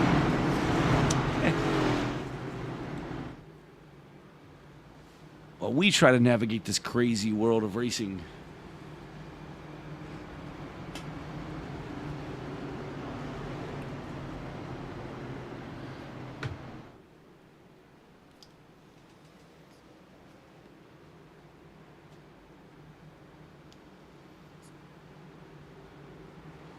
Lights are out on the pace car. We'll go green this time by coming to lap 89. So there will be 11 laps left in the stage. Your stage 1 winner was Chris Essery in the number 22. He'll be leading us to the green flag here again after this incident by the 33 of Nathan Christensen getting a real hard hit to the inside wall. The car coming up and resting back on the track before he could finally get it stopped. Now, he did have the brakes locked down as best he could, but unable to keep it off the track, so the caution comes out. We're back to going green as the pace car is off. 22 will hit the loud pedal inside this blue line Geico restart zone where you see the 2 cones on the wall anytime in that zone, and he fires off late in the zone. Spins the tires just a little bit, but still gets a pretty good jump, able to move to the outside line in front of that 66 of Mullins. Now he'll work his way back down to the inside as they head into 174 of Steinhoff, taking into that second position, but slides up the hill a little bit as the 66 looks to his inside. 75 working to the inside of the 88, just a few positions back there, trying to take over what is the 7th position. 88 working back to the outside after having an abysmal pit stop there. Sliding through his box, having to back up. When he backed up, got too close to the wall, so he had to pull forward and away from the wall a bit to get that pit stop underway. But nonetheless, still on the track as the 22 is pulled out to 0.6 of a second over the 66 of Jamie Mullins.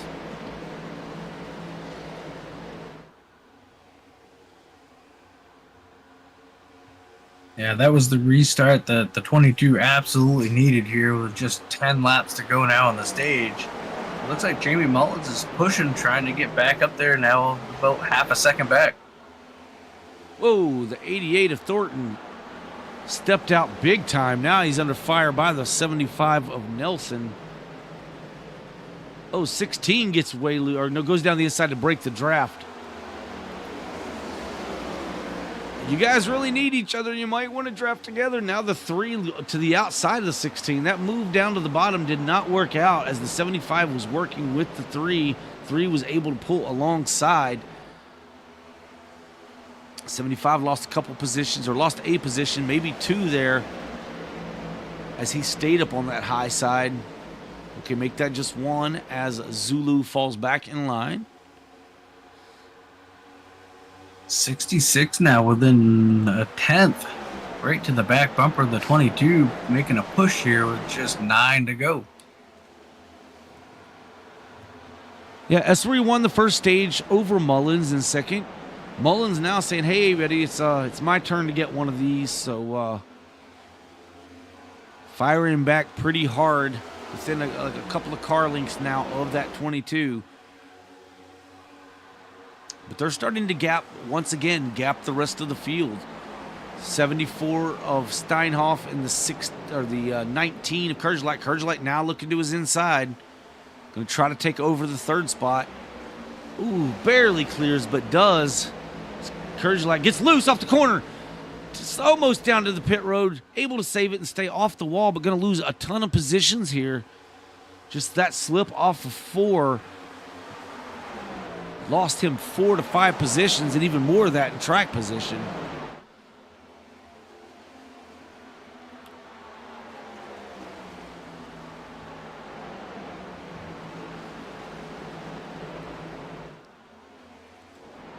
Zulu way high on the track, hits the wall. Rada to his inside now.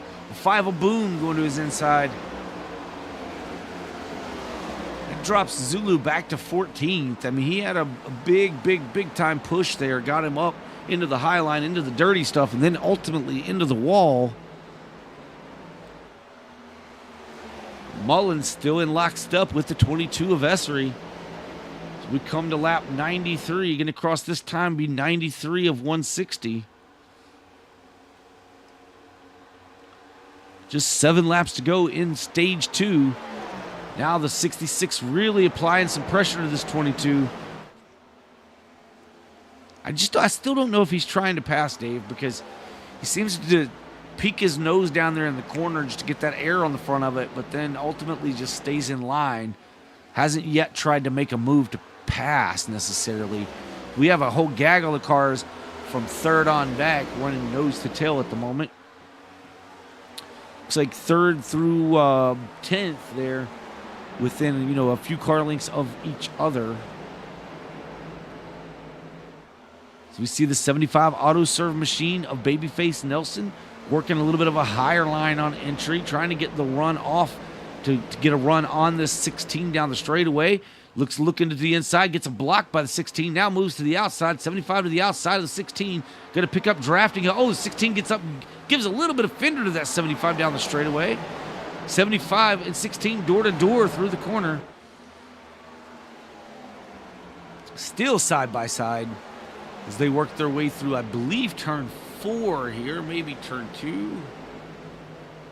Check that, make that turn 4 or turn 2. Still door to door down the backstretch.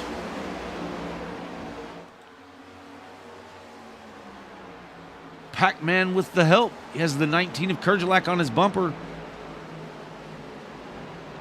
Kerjalak slip up again. Kind of lost quite a few positions, trying to gain some of those back. Sitting in the 7th spot, but these 2 cars running door to door in front of him. Pac and Babyface. Now the 19 just says, I'm going to make it 3 wide and go by both of you. No help on that inside. Now falls back in line behind the 16. Going to give the 16 a little bit of a push down the straight here. They're still door to door, 16 and 75, trying to figure out who's going to get the position, but the 19 wants it. 16 clears the 75.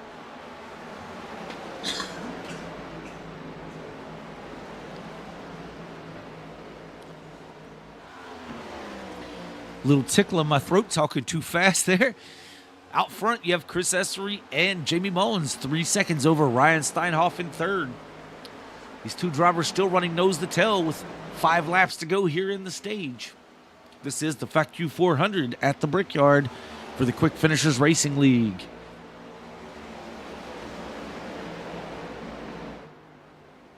Yeah, Jamie Mullins definitely waiting here to make the move. He's been able to close to the back bumper of the 22, and he just backs off at the end of the straightaway. So I think he's just kind of waiting and biding his time here.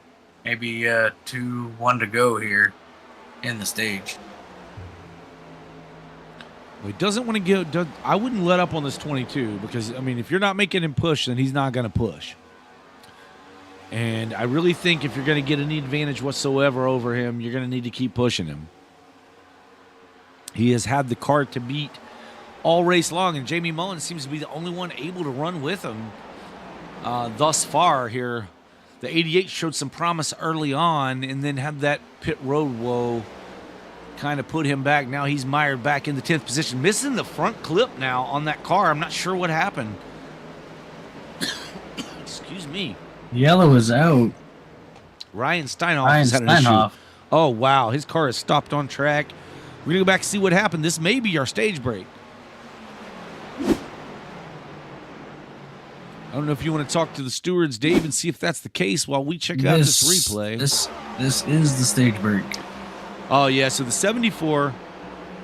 Okay, we're going to back that up, take a look. But the 74 Swings a little high, and the 3 didn't do anything wrong. Well, 3 had a run right there. Yeah. 74 kind of came in a little high.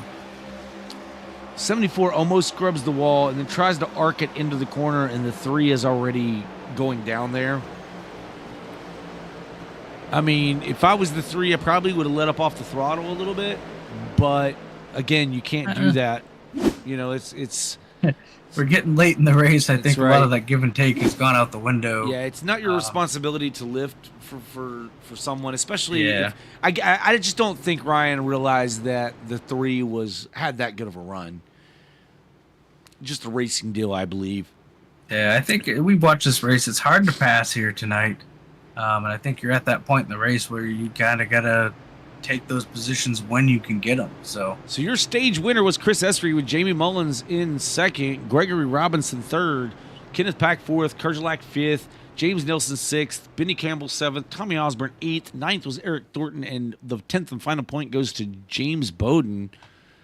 As they'll bring him down, I believe we're going to see, not really sure what happened. Whoa, did Jamie Mullins stay out as well as Rada? Did they not realize this was the stage break? I did hear the race control say this was the stage break. Oh, man, these guys missed it then. They missed that communication. And by missing that communication means that they're going to have a lot. Either they're going to have to pit this time by taking a penalty going to the back, or they're going to have a lot, 14-lap older tires.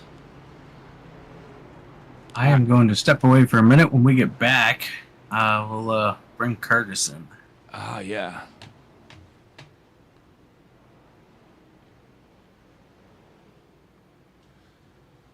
As we bring it around here, lap 98 of 160, Jamie Mullins is your leader with Rada in second, both staying out on this pit sequence at the end of the stage. Not sure if that's intentional or if it was a communication error, possibly not realizing that this was the stage break. However, excuse me. Nonetheless, they're either going to have to pit here or possibly going to restart with much less fuel and 14 laps less fuel and more worn tires.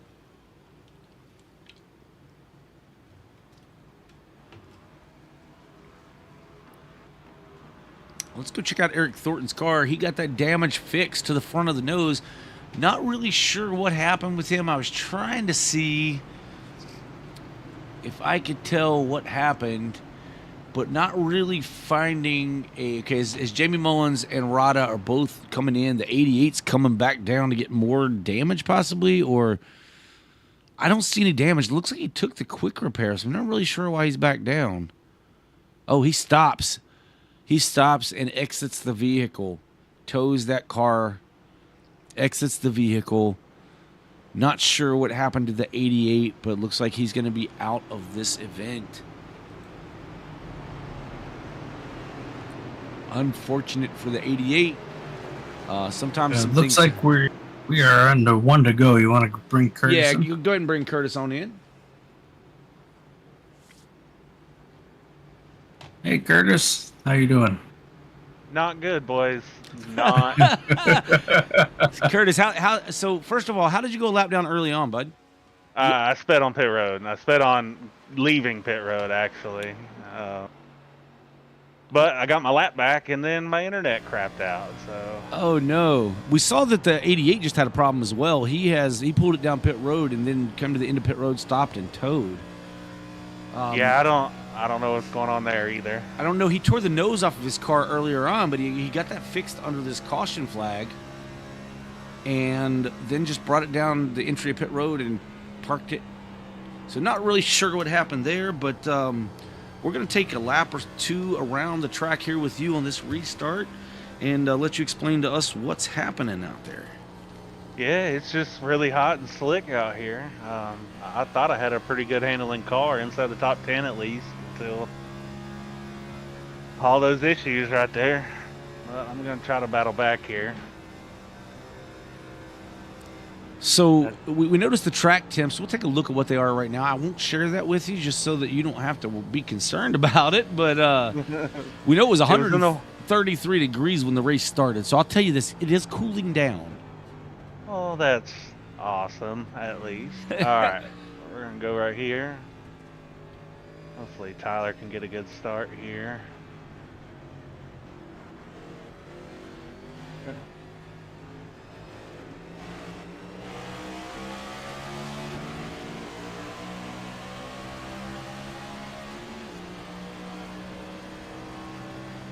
I'm not hoping for a wreck, boys, but kinda am. Well, you might want to pass that 74 of Steinhoff first, but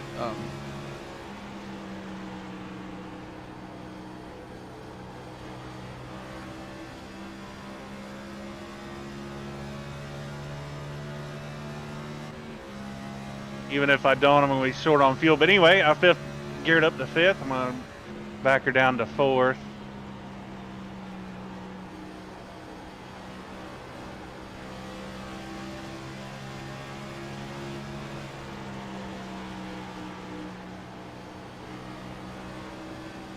And that's really a lap, boys. I'm just trying to concentrate. Like you said, get up here past this 74. I hope the race is good for you guys. Oh, the caution is out. Caution is out. Looks like not sure what happened there. Dave, you got anything on what happened? We're gonna go ahead and let you. I am not seeing it. We'll go ahead and send you back, Curtis. Through the caution for some odd reason. I'm not too sure why. Well, I see Rada is now on pit road, so I'm not sure if something happened. Rada is sitting on pit. Well, he's getting tires, but we'll go ahead and let you go, man. We'll try to figure out what happened. But we appreciate you taking us a lap around with Curtis Dale.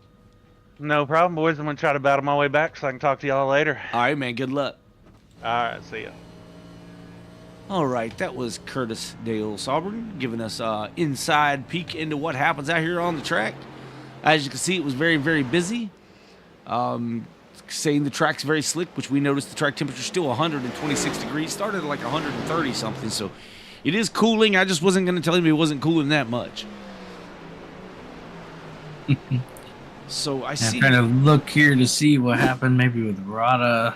Looks like he just came to pit road. I don't see anything. Yeah, we see Rada coming around.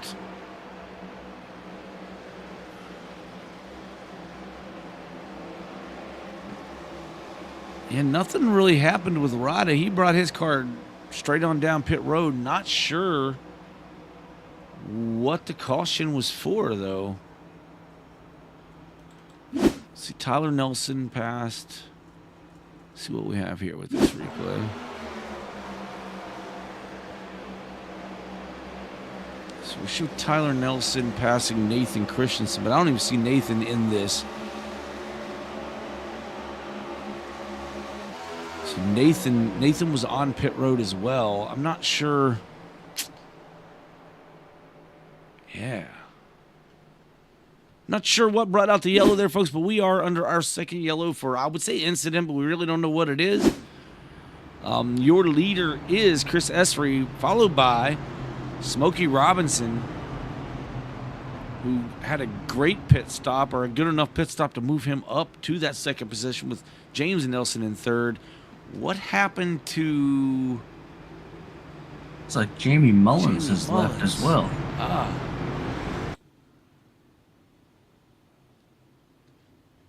Interesting turn of events here. Yeah, I don't know. But for Chris Essery, I'm sure he's enjoying the fact that his biggest competition is no longer in the race. Now we'll see what the 3 of Robinson, the 75 of Nelson, the 16 of PhaQ, what they can do with this 22 car. So we are inside of 57 laps to go here in the PhaQ 400 at the Brickyard. Still can't make it on fuel from here. Going to be about 20 laps short, possibly 23 laps short. So you could split this stage around, 25, 26 laps, or you could run it out and run the last 20 laps. Not sure. Is that Sauber setting on the track? Oh, someone just towed. Oh, it's maybe Tyler Nelson. I'm not sure who that. Yeah, it might have been Nelson. It's like Nelson was stopped on track.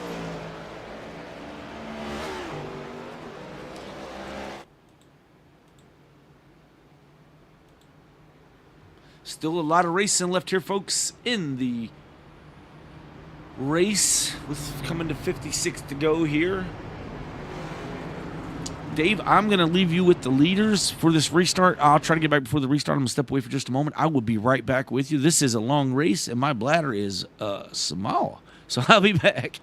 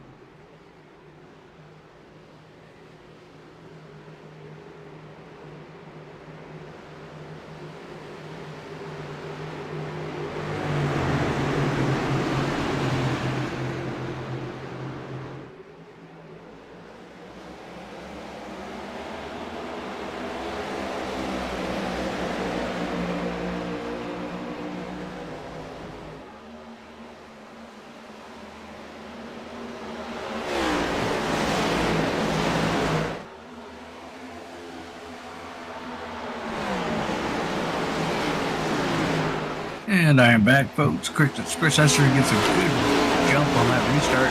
Pulls out to about half a second lead over James Nelson in that 75. Gregory Robinson following in tow there with Kenneth Pack behind him. Pack really starting to apply some pressure to the three here. Trying to get a good run on him as they head through the corners. Now let's see if we can get a run off the exit of 4. Can't really get it done. Stays in line.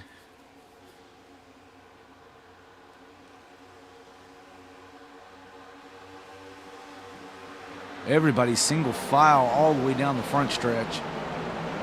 Starting to spread out just a bit now. See the 51 or 53 of Bowden really made some leaps and bounds here, up 11 spots. Benny Campbell up 14 spots to 5th. Both these drivers having a good day here late in the going.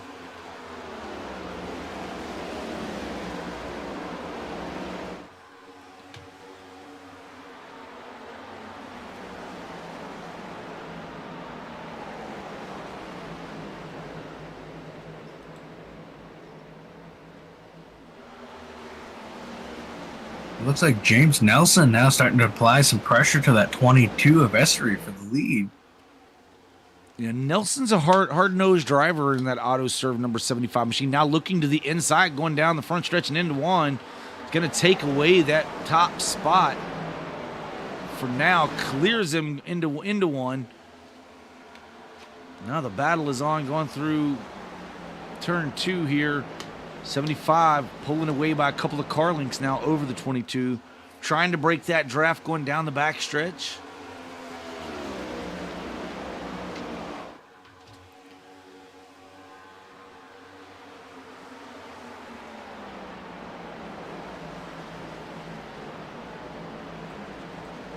And there was a very tight point battle going on between James Nelson and Eric Thornton. Only 2 points coming into the race.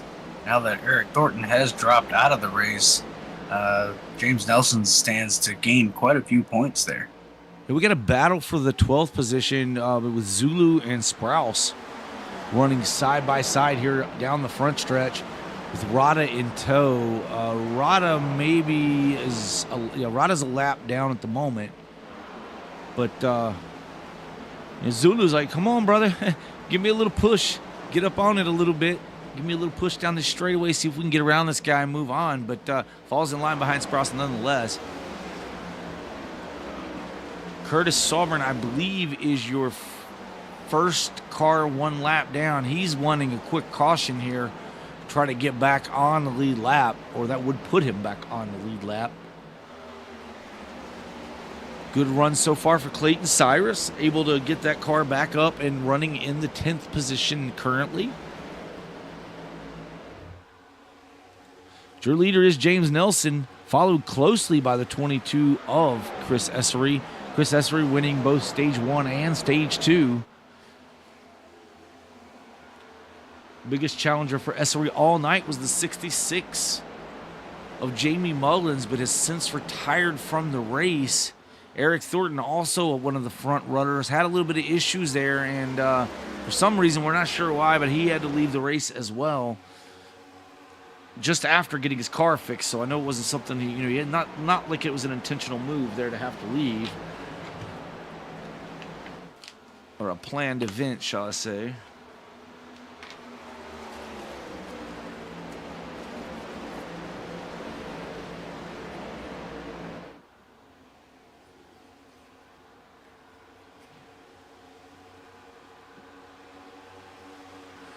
Yeah, I keep seeing the 75 kind of move down to break the draft. It doesn't seem to be working that well. It looks like Essery is able to keep moving forward and make up some ground. Yeah, I don't know how beneficial it really is. I mean, obviously it can help. Like right there, it seemed to cost him just a bit. I mean, you don't know what would happen if he stayed in line, right? That would just allow the 22 to really close up on him for the entry to the corner.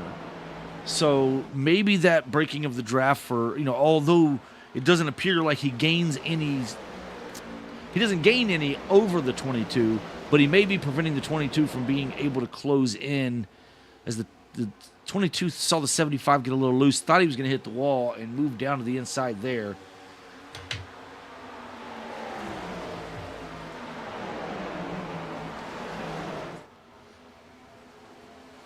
Dave, interesting thing here. In about 9 or 10 laps, we're going to get within the window. About 9, maybe 10 to 11 laps, to be honest, to be comfortably in the window.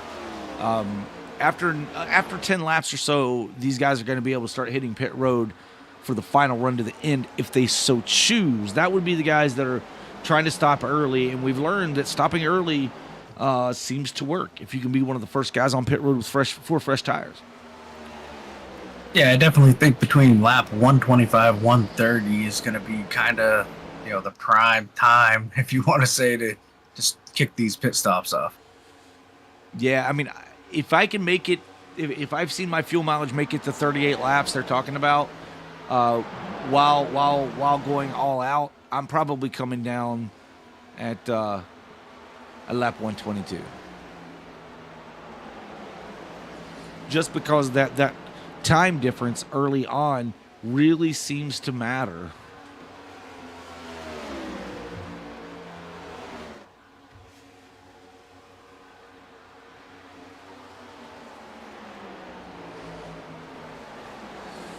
So 22 now. Yeah, looks to the inside of the 75.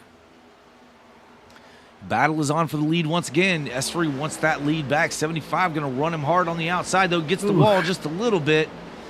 Loses that lead position. Give it back to the 22 of S3.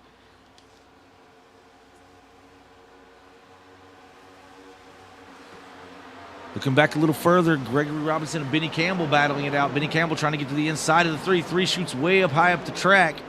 I think the 27 may have forced the issue a little bit. 3 gets into the wall.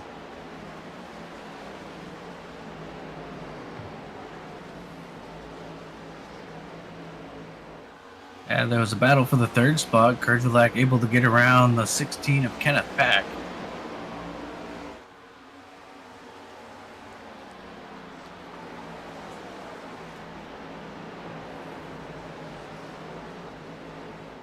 Yeah, if Kurtz could get back up with these leaders, I mean, he's almost 1 second behind James Nelson at the moment, but he's been fast here later in this season. He's just been getting faster and faster. Now, we did see that cause him a little bit of issue early on in this race, being a little too fast. As we see Bowden now working at the back of the 3 of Smokey Robinson here, applying some pressure. But yeah, we've seen Kurgelak really start to pick up the pace here later as the season's gone on. But we did see him slip up earlier, so a couple of times now, right? Cost himself some track position. So he's got to be able to kind of hold back just a little bit, but still go hard like he has been this last few races. That's kind of weird to say it that way, but hold back but go fast, right? Go hard but hold back. Somehow. Chris Essery has pulled out to 1 second lead over James Nelson now. Yeah, Kurgelak closing in on James Nelson as well, now down to 0.6 of a second.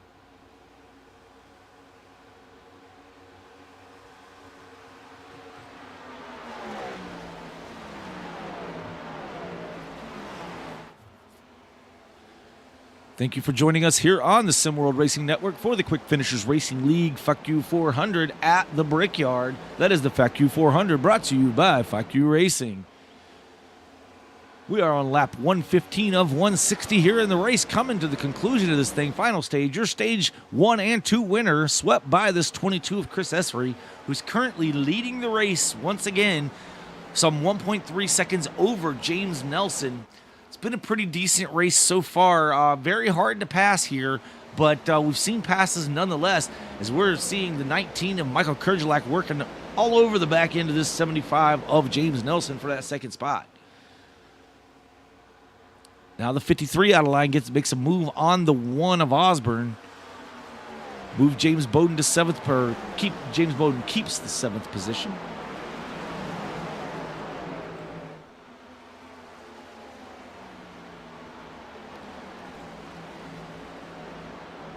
Yeah, my guess is this pit window should open somewhere between lap, 120, 125. And I think if you're a driver like Michael Kurgelak back there, who's probably 2nd fastest car at the moment, I think you got to hit pit road as soon as that pit window opens for you.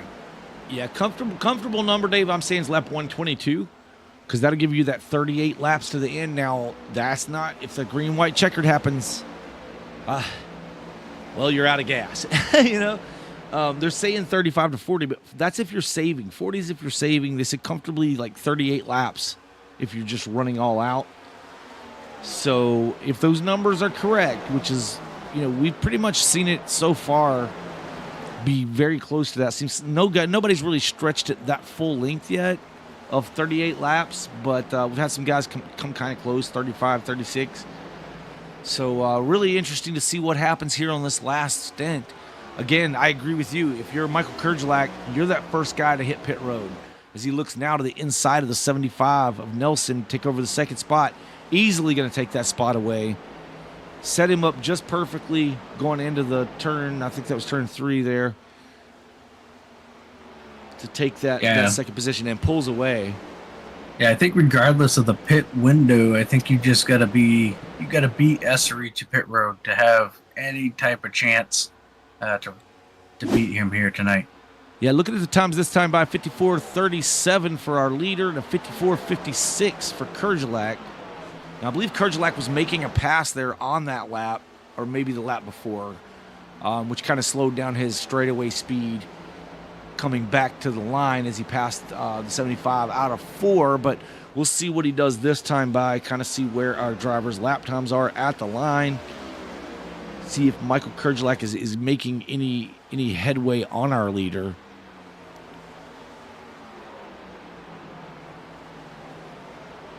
Here in the late going of this run. Now, we know on fresh tires, obviously, that's going to make a huge, huge difference.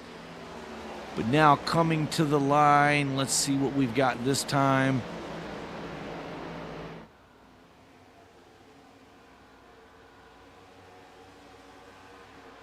Essery with a 54.28 to Kerjelak's 54.44.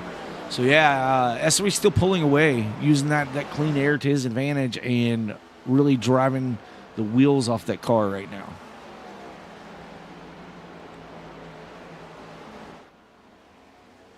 We still have Kenneth Podium Pack, who's been kind of quiet tonight. Haven't really talked much about him. Trying to run down James Nelson for that podium position as well. Yeah, old Pac-Man's creeping into the conversation, though. He's chomping away at the ghosts.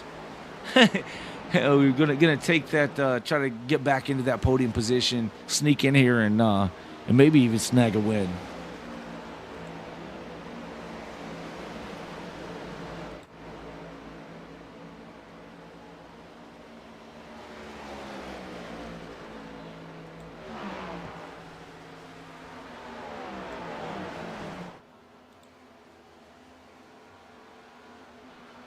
Curtis Auburn is still your first car one lap down.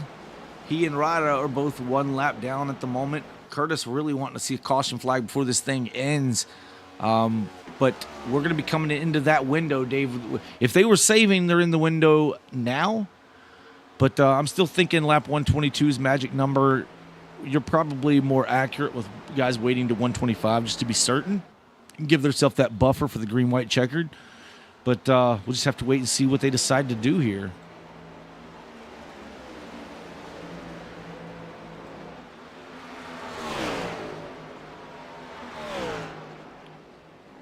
We are here at the beautiful Indianapolis Motor Speedway, the Brickyard. Who will kiss the bricks today? Will it be Chris Essery? Will it be Michael Kerjelak? James Nelson or Kenneth Pack? Will we see a new winner who has not won this season? How this thing will end, no one can tell. Stick around, don't go anywhere. Pit stops are about to start for the final pit stop of the race coming up very, very soon. We should start seeing those any lap now, really. We'll start seeing that happen, so don't go anywhere. Yeah, and then the question is, we've seen in the past at other tracks the two-tire stop does work, but will that work here? Is there somebody that's going to gamble on two tires to try to gain some time on the 22? I think you're going to get a gamble out of Campbell. Okay, no, it just rhymed. But he's up 14 spots, biggest mover of the race in 5th position now, and the 27 is Benny Campbell. Kenneth Pack able to take over that 3rd position from the 75 of Babyface Nelson as Nelson gets into the wall. That's not when the pass was made, but as I started talking about him, he kind of, almost hits it again.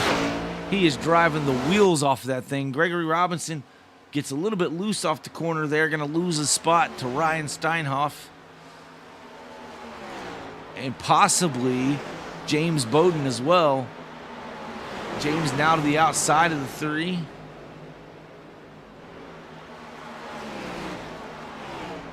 All the help is with Bowden on the high line at the moment. Bowden's going to clear him now here at the exit of the corner down the long straightaway. Now to pit road. Here comes the 3 of Robinson. Lap 123, Dave. Well, they just crossed the 123, the leaders did. So, yeah, end of lap 122 for the first driver to come down. So the 3 thinks he can make it from here. Now, yeah, we should start seeing everybody pull off here shortly. if you're Kurgelak, you come down this next lap by? I believe so. I think you have to. Yeah, I mean, you're 3.5 seconds right now behind that 22, and you don't need him to pit before you. Now, if the 22 dips the pit road, you got to be ready to come in hard to make up some of that time. Yeah, I think if the 22 hits pit road here before Kurgelak with no speeding penalties, I think that's the race if we go green. Let's see, does Kurds come down this time? No, he stays on track. I see. I don't like it. He's giving that 22 another opportunity to come down before him. I believe I would have hit pit road that time by. But, that's me, and I'm up here in the booth. He's in the race car. So he makes those decisions. He and his team know better than I do what they have in their car. But I think that would have been kind of possibly the move of the race for him. As the 3 rejoins the track here, he'll pull in line probably about one car behind the leader here. He does as he gets in front of that 19 of Kurgelak. Does Esri hit pit road this time by? No, 22 stays out. Let's see what Kurgelak decides to do. Kurgelak stays out. Kenneth PhaQ stays out. 75 of Nelson James coming Nelson. down. It's a good move for Nelson. That's going to help him. I don't think it'll propel him to the lead, but it will surely gain him a few positions coming in earlier than these other guys. But I think now Esri's looking at pit road. I think it's too late for Kurtz to make that move, because I think Esri comes in this time by at your lap 125 mark. Oh, not sure what the 19 was doing. He pulled way out of line there. I don't know if he got loose or what happened, but he pulled way out of line there. I'm sure he wasn't trying to break the draft. He really needs the draft at this point. Yeah, James Nelson, 4 tires and fuel. And the 22 stays out. Kurgelak stays out. Stays out. Here comes Kenneth PhaQ's coming down. Coming in hot. Ooh, yep. I believe he got slowed down, though. He may have gained quite a bit of time with that one, coming in that hot. We see the 75 coming back on track as Esri's going to make it around him to put him one lap down. See if Esri or if the 75 could stay out in front of the 3 here. And he does. So he's the first car one lap down at the moment. Kurgelak losing a little bit more time to our leader, back some 4 seconds behind Esri.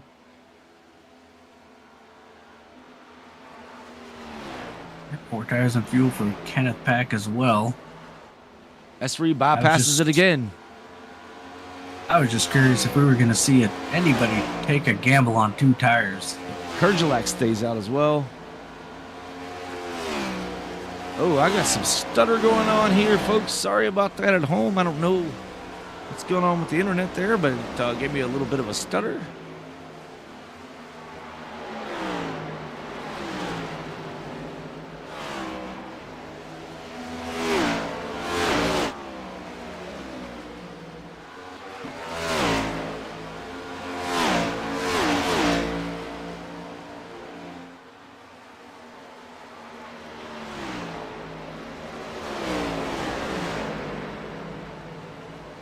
Looks like James Nelson and Gregory Robinson are about to try to bypass the 22, get back on the lead lap. Yeah, as the 22 is going to just pull to the left a little bit, let these faster cars go on by is a good move. And Brett, you're absolutely right. You can never underestimate the draft at Indianapolis. It can make or break you. That is a fact. We've actually seen it a few times here tonight. Yeah, absolutely. So we see the 3 now going to come around the 22 to get his lap back or make that attempt on the outside. It's side drafting. Yeah, I don't like the side drafting move on the leader all that much. that makes me nervous, especially if you're the leader, right? So I'm just looking at this. The average pit lane time is around 53, 54 seconds. Right now, James Nelson is sitting at 54 seconds behind Chris Esri. So this is going to be a close battle. when they come back around. Tyler Nelson goes up and smacks the wall. Yeah, I saw somebody up there. I wasn't sure who it was. It was Nelson. Essery to pit road. Essery to pit road now. Your leader's coming down now. It's an unfortunate break for Kerjelak. He waited too long. Now Kerjelak's coming in with him. I don't see how you can gain anything doing the same thing the leader's doing. Looks like Tommy Osborne's in. Michael Boone is in. Benny Campbell is your new leader, followed by Ryan Steinhoff in the 74 machine. Clayton Cyrus will move into third with Zulu in fourth position. All these drivers still needing to come down. Now, Ryan Steinhoff was last down on 103. So he really has a little bit more time he can stay out. Okay, so Essery's in his box. I'm trying to take a look at where James Nelson is. James Nelson's coming through turn 4. Yeah, leaving. He's going to pass Essery here, I believe. If not, he's really going to be close to him. So we got Essery leaving. Oh, it's going to be close. 75's getting into turn 1 now. Okay, no, I think Essery's going to be fine to come out with going to be the fine. lead.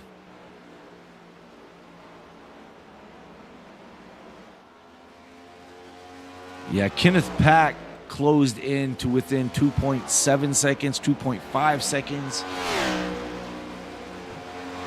Oh, yeah, I forgot about Pack there. Pack closed the gap a little bit. I mean, he had the gap up to about 4 seconds over Kerjelak. Now Kenneth Pack is just now 2.1 seconds behind Essery.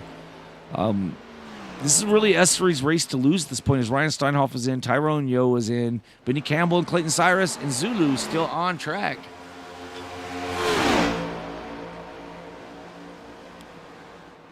Clayton Cyrus is going to be pitting this time by.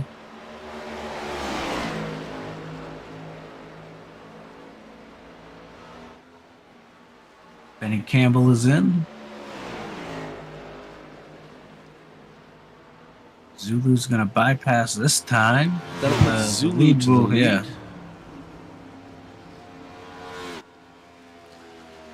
Zulu running the number 98 pink and black Toyota. Representing his rugby team that he was a part of for a while there in, I believe, in Hungary.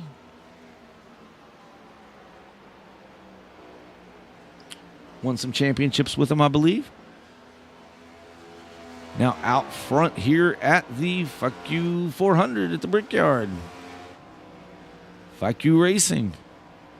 Be on the lookout for them in the 24 Hours of Le Mans and a bunch of these different road races they tend to be running in here.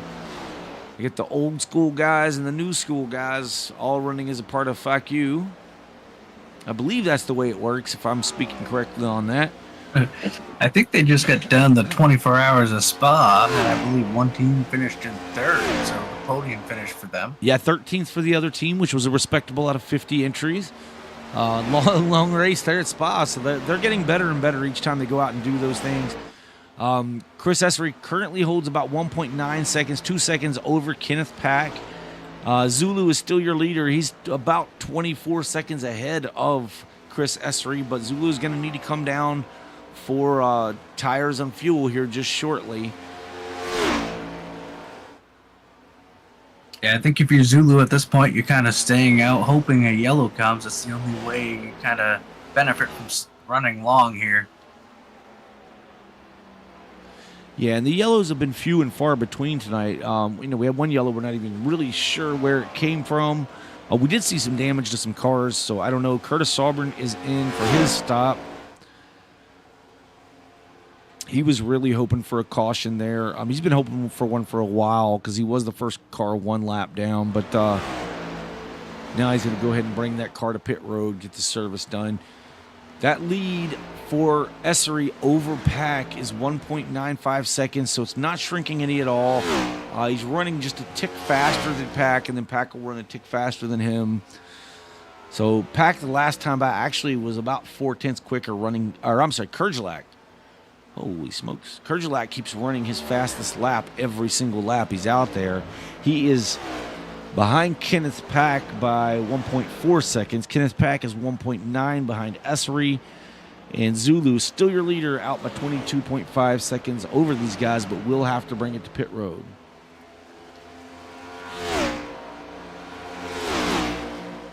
Yeah, I mean that. Well, let's see. About a second or so quicker that last time by was Kerjelak over Essery.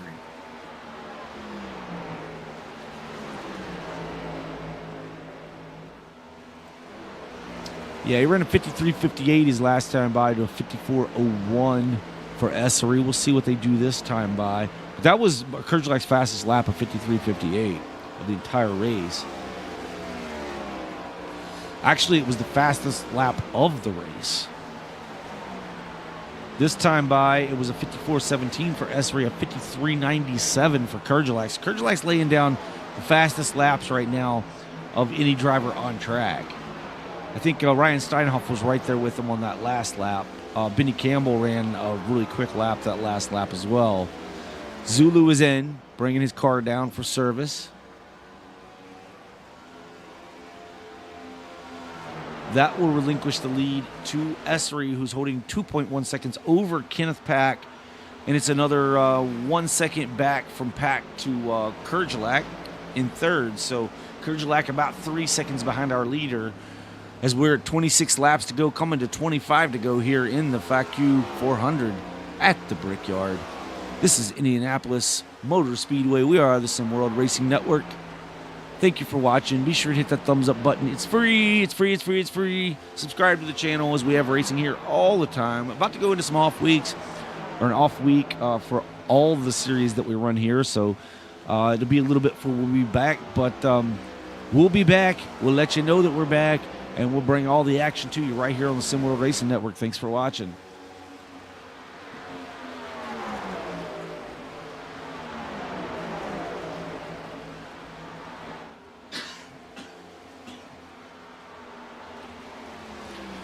As always, just a reminder, we will be interviewing the top 3 finishers of tonight's race at the conclusion of the event. So don't go anywhere. Once the checkered flag comes out, we'll bring in our third, our second, and our winner of the race individually for interviews, so you can hear all the actions. Kerjelak runs the fastest lap once again, a 53.57 last time by. I believe that's mirroring his fastest lap and the fastest lap of the race. Tommy Osborne just runs the fastest lap of the race with a 53.45. Yeah, he turned a quick one that time. Benny Campbell ran a 53.52. So pace is picking up for these guys a little further back in the field, but still cranking out some very, very fast laps. You know, obviously, if you're back in the draft, you have a little bit of help with I mean, you're back at the PhaQ, you have a little bit of help with the draft to help you get those fast laps, but these guys are really cranking off their fastest laps of the race here. Oh, wow, as we almost seen a collision. This PhaQ and the 19 of Kerjelak almost got together on the exit.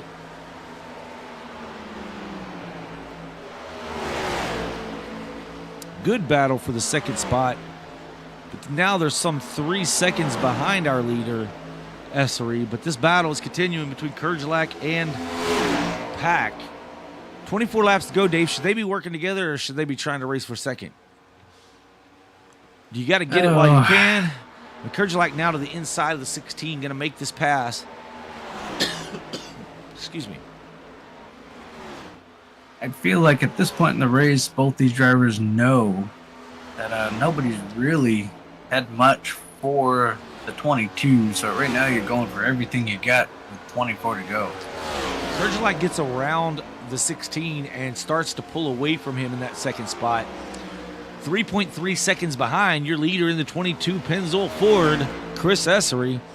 Now it's just to see whether or not Kerjelak, they mirrored lap times last time by, and that was with Kerjelak passing the 16.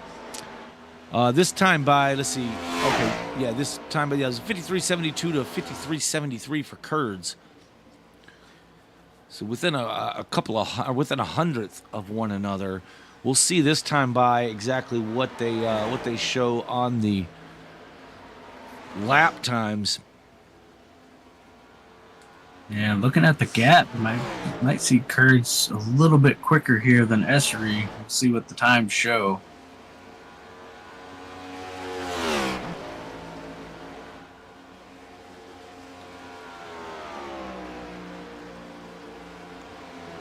Esri with a 73, 53.73, so he mirrored his last lap time, and a 53.83 for Kurt, Yeah, so about just a a- 10th difference.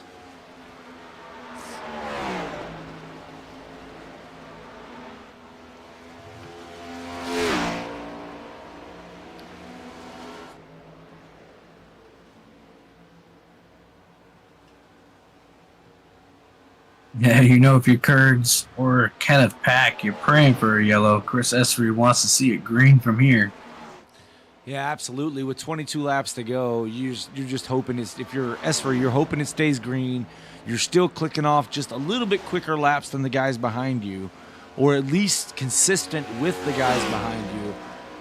The last thing you want to see is a caution flag where everybody's reset side by side and tires won't matter anymore.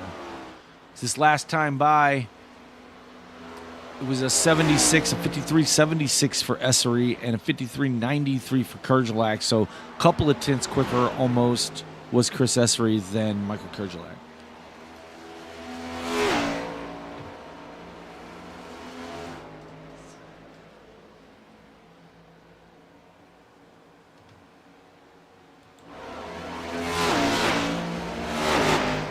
Tommy Osborne's starting to put the pressure on now. Starting to put some pressure on Bowden for that 8th position. As well as Benny Campbell kind of riding in the tire tracks of the 3 of Smokey Robinson.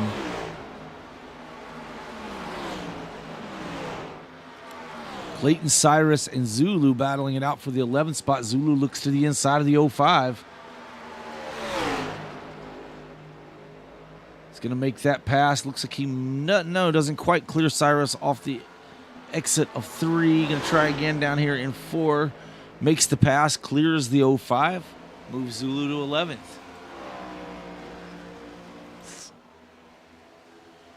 Tyrone Yo under fire by Randy Sprouse, that number 17 Ford. A couple car links separating those guys. Curtis Sovereign still waiting for a caution flag to come out with 20 laps to go. Wants to get back on that lead lap. Again, Chris Esri out front does not want to see a caution as he's still enjoying a 3.3 second lead over Michael Kerjelak. Kerjelak was almost 3 tenths quicker, Dave, last lap. 3 tenths with 19 laps. Yeah, that time by a little bit different story. Yeah. Kurds about a tenth and a half slower.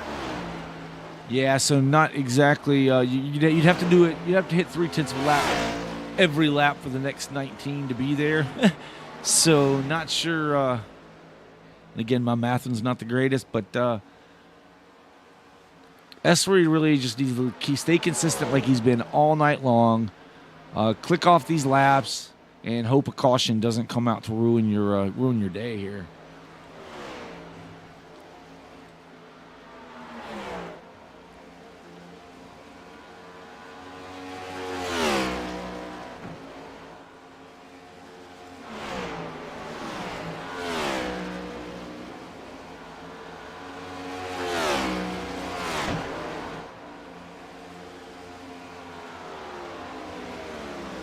Cars starting to spread out a bit now throughout the field. No real battles happening that I can speak of at the moment. Everybody gapped by 4 or 5 car lengths between each car. Looks like Bowden may be getting a little bit of a run on the 3 of Robinson here. Gonna start closing right in on the back of that number 3 machine. 3 steps out of line trying to break the draft.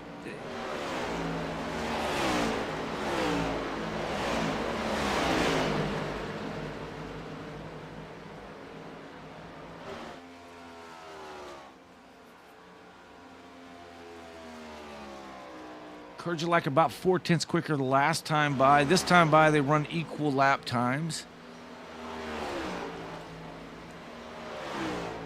So you gain 4 tenths and then you lose a half a tenth. Then you gain 4 tenths and you lose a half a tenth. Going to take a little more than that, unfortunately. Oh, as we see 1 car sideways, the 3 and the 53 make a little bit of contact there. Let's see if I can find that replay. As we just switched back to him when that occurred, let's see exactly what happened, how they got together there. And we see the 3 trying to break the draft. 53 goes down to get the draft. Closes right in on the back of the 3. The 3's goes down into the corner and gets a little bit loose. 53 just gets in the back of him. It's like the 3 had to catch up with his car or something. Don't think that was intentional by any means. He just gained on him way too quickly. Gets in the back of the 3 of Robinson.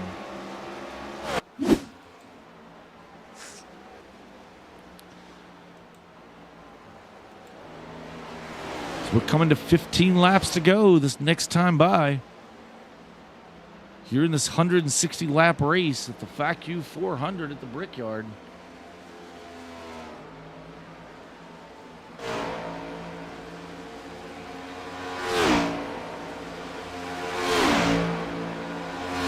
See Benny Campbell and the 75 of James Nelson battling for that 5th position.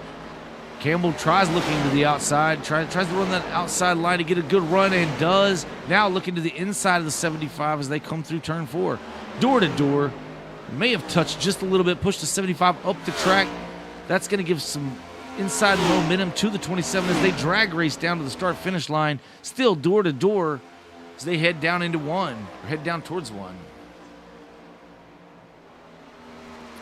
75 able to battle back on that outside, still door to door. He and the 27. 27 gets a better run through the corner there. 1 now going to take the position heading off into 2. Ooh. Benny got loose there off of turn number 2. Allows the 75 to close back in. Now 75 going to take a look to the inside. Yeah, he's going to be to the inside going into 3. Has the preferred position. Now the 27 runs the outside, trying to carry some momentum there on the outside of turn 3. Now heading off of 4. Looks like the 75 is going to be able to take that position away. Now the 1 is closed in on this battle. Tommy Osborne joining the party here.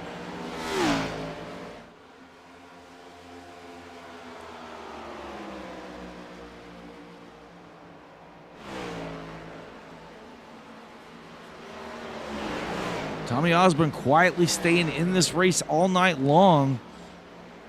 Now looking at a possible top 5. If he can get by these 2 drivers around in front of him, get around these 2 drivers in front of him.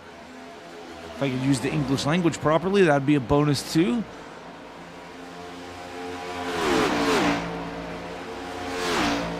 I do apologize, folks. English is my first language. Just can't tell by listening to me.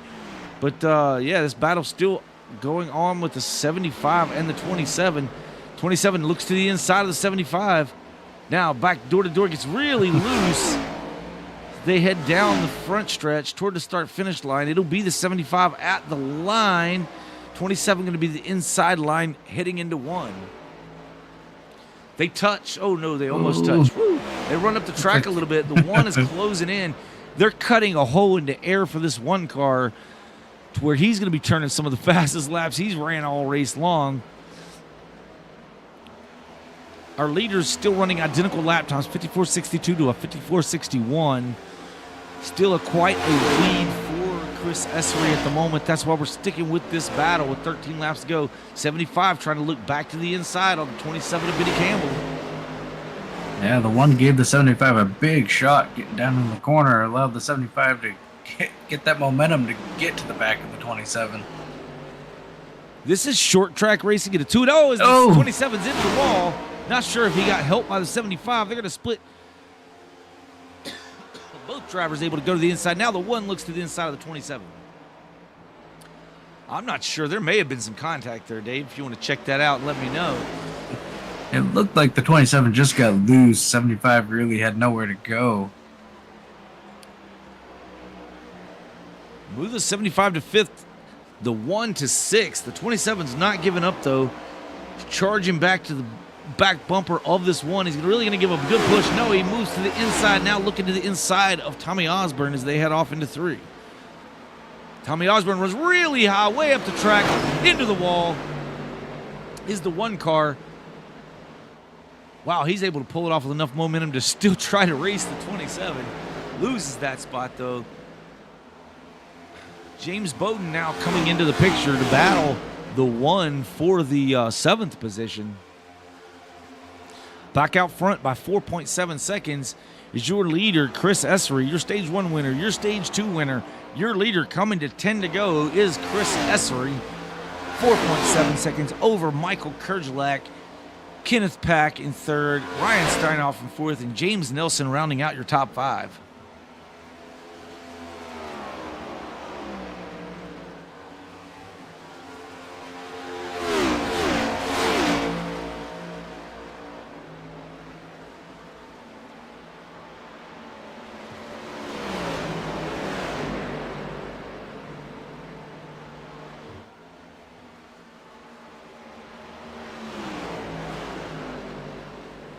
Get the 27 of Benny Campbell back after the 75 of James Nelson.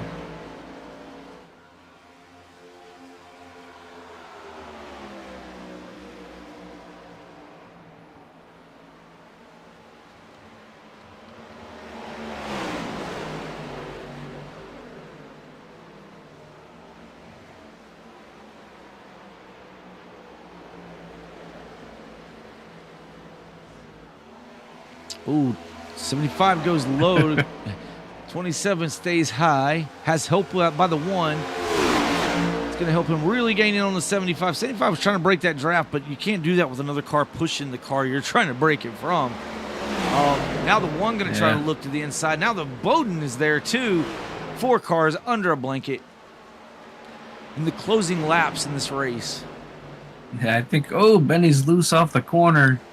Oh, no, the we got one around. Caution is out. Caution is out. Oh, boy. Oh, my Lanta. Let's see what happened here. I don't even know where to look. It looked like the 27 got loose off the corner, which bottled the 1 up, and the 58 kind of had to go to the outside, and they just, wow. I'm not even sure where to look here, Dave. We might have to just fast forward this just a bit here to see if I can find it. Unfortunately, I'm not seeing anything on my radar here indicating what exactly happened. I mean, we kind of saw it. Okay, I think it's coming up here as we see the 1 gets a good push here. Okay, this is...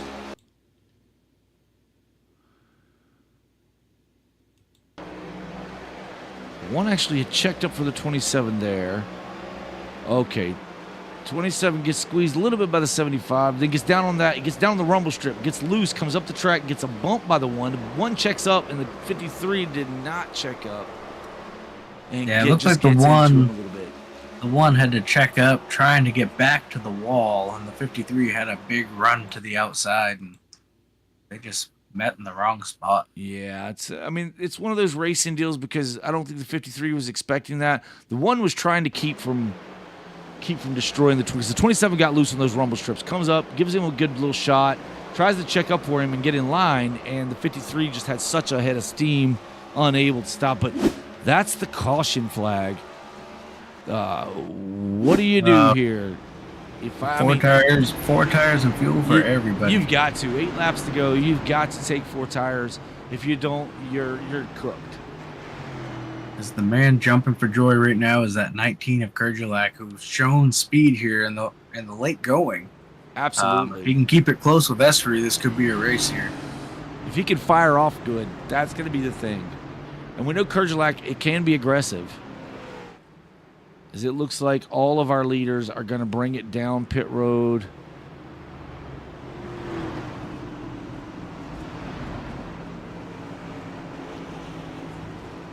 Will anyone try 2 tires?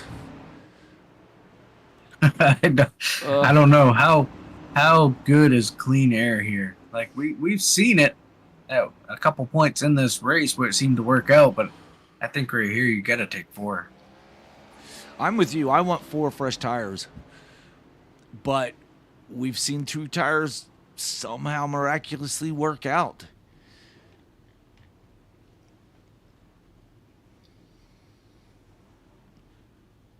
It's going to be 4 tires for everybody. 75 is off. 16, or there's 19. So 22, 19, 75, 74. Followed by the 27 of Campbell in 5th. Kenneth PhaQ is going to drop to 6th position there.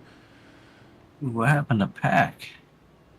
He lost a couple of spots there. He had a 17.85 second pit stop. So may have struggled getting a good position in his box there, Dave. I'm going to go back and take a look at this.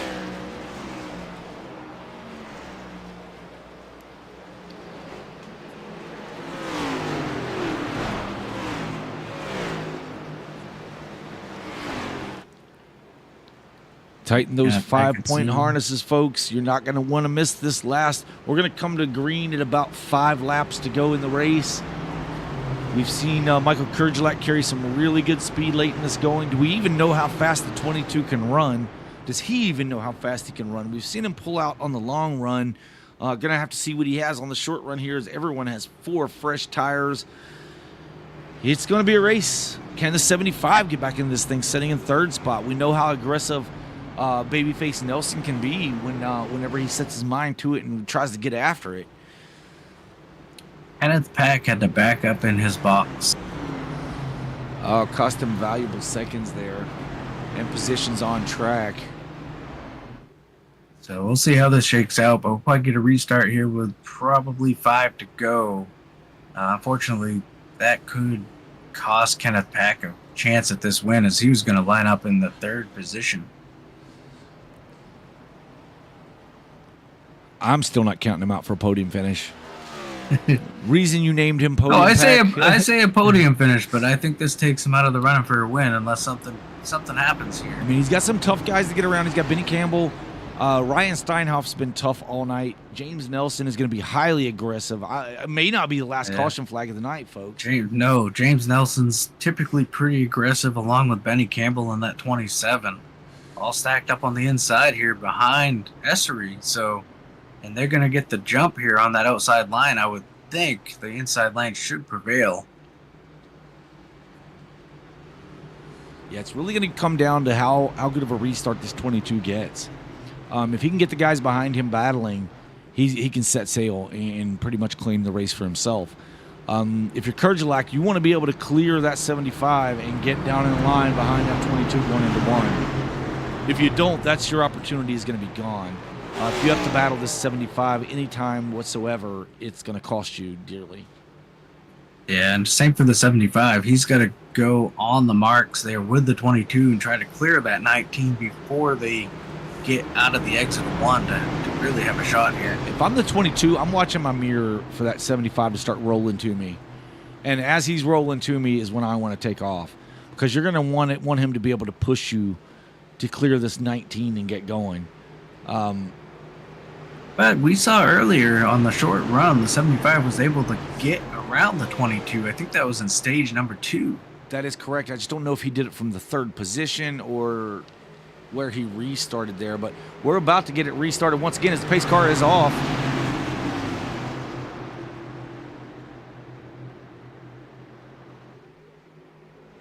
'22 fires off. Looks like the 75 is going to be in tow alongside the 19. That is not what the 19 wanted. 19's got a good push from the 74 of Steinhoff. Maybe his saving grace if he can dive down into turn 1. He does. Drives it in hard into turn 1. He's going to clear. Now he's just got to try to chase down our leader. Leader out by 6 or 7 car lengths now is Essery over Michael Kurgelak. Yeah, great turn 1 by the 19 to be able to clear the 75. Right now stands at half a second. It is go time, go time, go time, guys. You got to get going as they're battling back through the field just a little bit.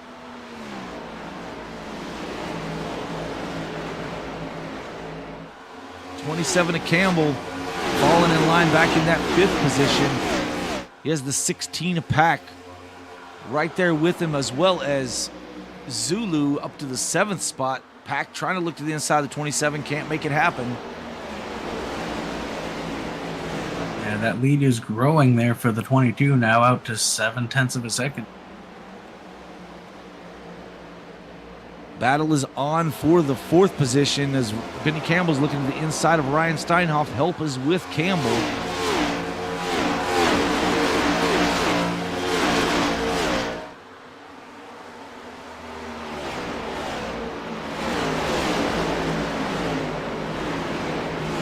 Oh, we have one car really loose there. Able to hold on to it is the 3 of Robinson. Oh, Pack is into the wall just a little bit. Everybody driving it for all they have left in these cars, in these tires. You see the 98 now looking to the inside of the 16.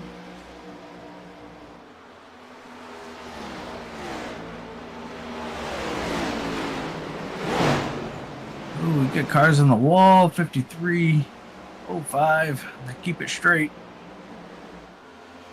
The lead is 0.6 of a second. Essery over Kerjelak as they snake down the backstretch.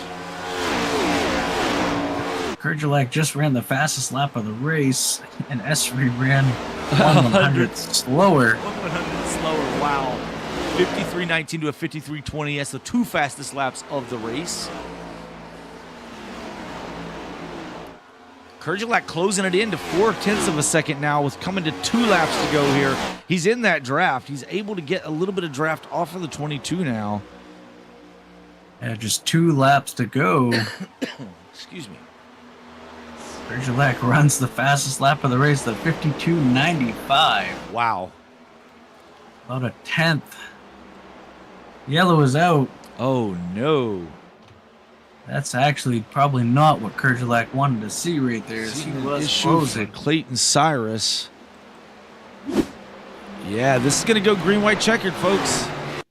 You see the 53 and the 54. Oh, okay. Cyrus slows down. The 17 gets into him. Not sure if Cyrus was having an issue and the 17 didn't realize what was happening and just gets into him there.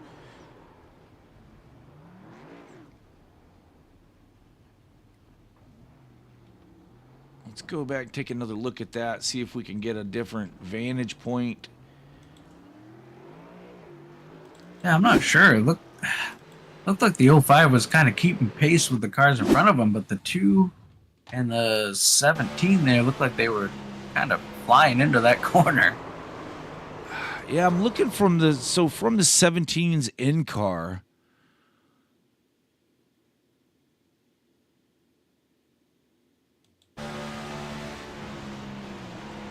Oh, I see what happened.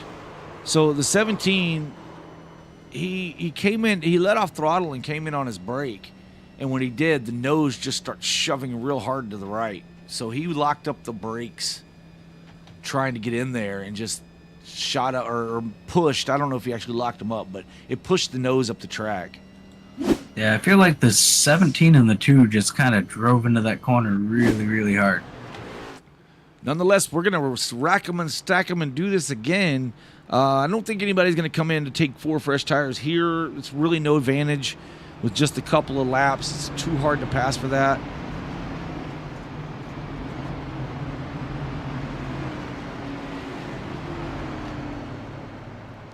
But we're going to have a green flag, a white flag. If we make it to the white flag without there being a caution, this race will be official.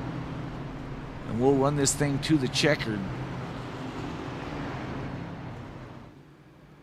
Chris Essery is your leader with Michael Kerjelak in second, James Nelson in third, Benny Campbell fourth, Ryan Steinhoff fifth, Kenneth Pack sixth, seventh is Zulu with Tommy Osborne in eighth, Michael Boone is ninth, and Curtis Sauber back on the lead lap in the 10th position. And we forgot to mention that Curtis got his lap back, but he's making the best of it, back up to a P10 right now. Looking for a respectable finish here in this race after being very concerned, I'm sure, early on that he wasn't going to get that caution. I say early on, but they just got the caution a couple laps ago, so.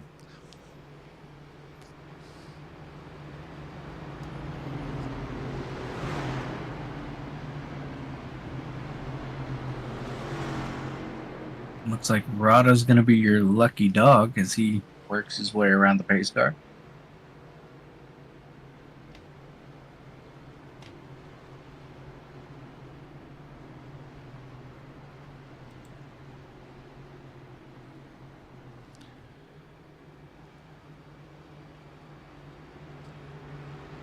What do you think? You think we can make it around to the white flag? Yeah, I think we will. I think we will. I mean, it's going to get aggressive, I do believe, but I think we can get. They've had so much green flag racing this entire race. I know it's been a long race, and these drivers are looking to get a good finish, but they're also looking to finish. So I'm thinking that we get around to the white flag and finish this thing out here. A little more than 400 laps in the PhaQ at 400 at this will be the PhaQ 406 or something by the time it's over. 405. Again, my math sucks, but yeah, I think they'll make it. It'll be more like the 408, 410, but whatever. Again, mathing's not my thing. I think they're missing the fact that it used to be a Brickyard 500, right? I don't think it's considered a broadcast curse if I call it out, but I don't think we make it around to see the white. That's just a prediction. We'll see. I think we do. We'll make a little wager on that. Juggles 26 says checkers or wreckers. I agree. Juggles 26, you say? Yep. Not sure the 26 if it's our good pal Juggles or not, but I think it is. Hey, if he's watching, he's our good pal Juggles. Doesn't matter if it's the Juggles we know from racing here, but the lights are out on the pace car. Any way we go about it, it's a friend of SWRN, it's a friend of ours. So here we go. We thank you all for watching here tonight and commenting, interacting with us in the chat. This has been a good race, been good fun. Been some passing. It's been hard to pass, but it's been some passing going on. Some action here and there. A lot of green flag racing, which is always good. Seen them getting spread out a little bit and then closing back in on one another. Some great runs. Some pit strategies, some pit woes. It is the Juggles, he says. So, okay, we know who that is. That is the Titanic. We got you. I think this is going to be the wildest turn one we've seen all night right here. This is going to be crazy, I believe, getting down into turn one. Oh, I'm not saying it's not going to get messy, but I think it stays green. I think we may get a checkers and a wreckers. How about that, Juggles?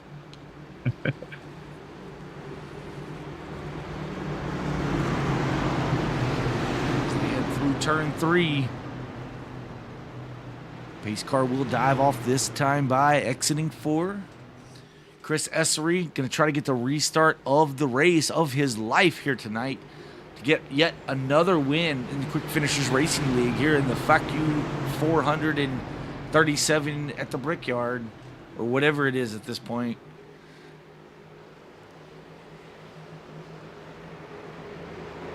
Pace car is off.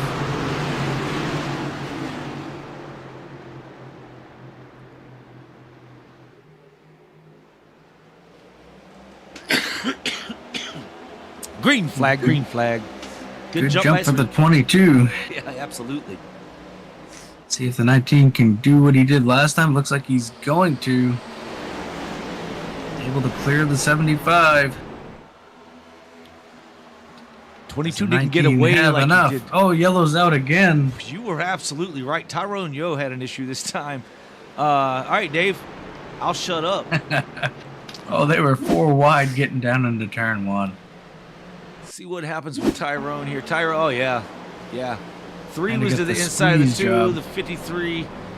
Let's back this up. There was really nowhere for the 2 to go. The 53 tries going to the inside of, I believe that's the 17 of Sprouse.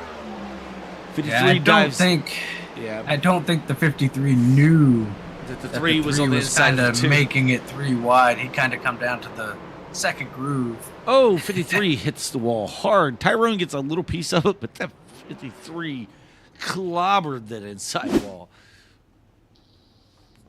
All right, we're going to stack them up again. Let's see what the chat says. It is the Juggles was absolutely right, along with the Dave. Dave's always right, though. 90% of the time. The other 10%, I'm right. So Dave's still right 100% of the time.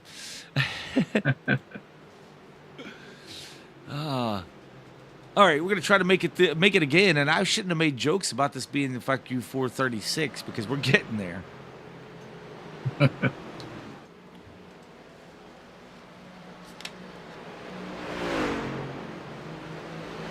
there's anybody that's tuning in just now, you tune in at the right time. If you want to see the mayhem and the action, absolutely.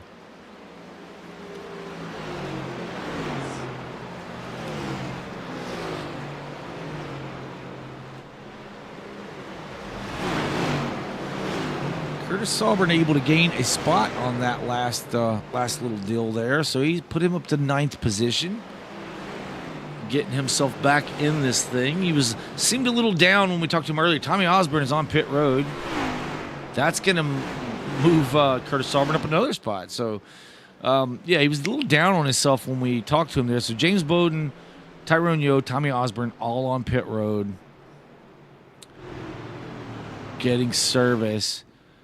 It might not be our last caution yet because these guys are going to come out with three. They're only going to get 3 tires, Dave, with 4 fresh tires, and carrying a whole lot more speed than the guys in front of them who pitted back on lap, 160, 153.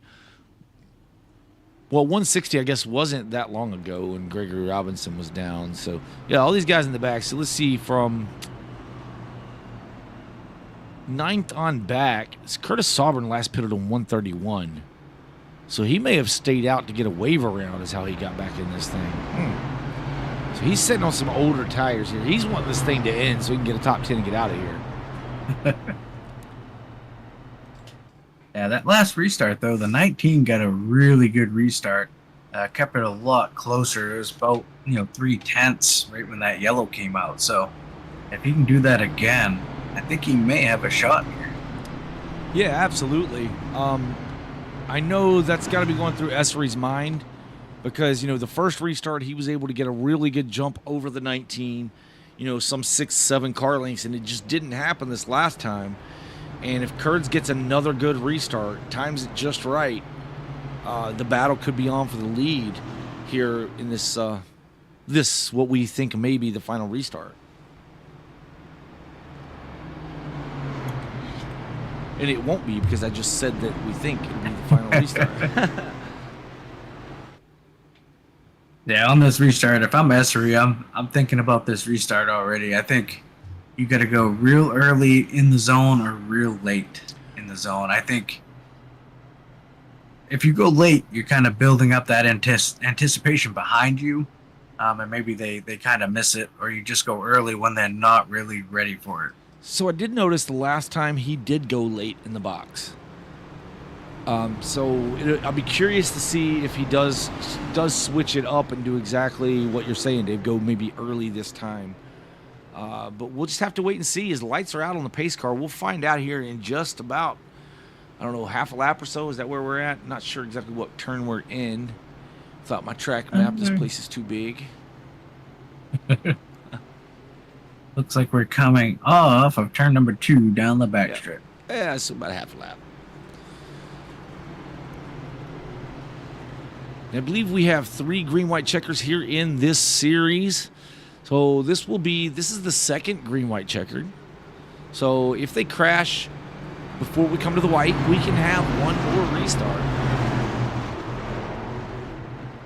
And then we call it after that.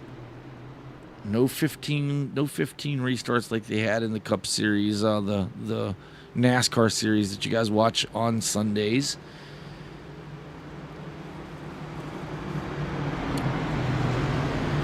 If you are just tuning in, this race is 11 o'clock. We are still on, and this is because this was a 400 miler here today, which went quite a few more miles than that. But we didn't have a whole lot of caution flags for incident coming into this. It's really picked up here towards the last maybe 10 laps, caution, or maybe 5 laps. The caution started coming, but we're coming through turn 4 now. Pace car is going to drop off. Pace car is off. And we are headed into the Geico restart zone. What does the 22 choose to do? Fires off And he early. goes early. 19 gets along down the 75 right alongside the 19. That was a good jump for the 22. We'll see if the 19 can carry a lot of steam down here through turns 1 and 2, or turn 1. 75 stays to his inside. That right there is what's going to win this race for Essery for sure. We know contest. Contest will be for second spot between the 19 and the 75 as they touch.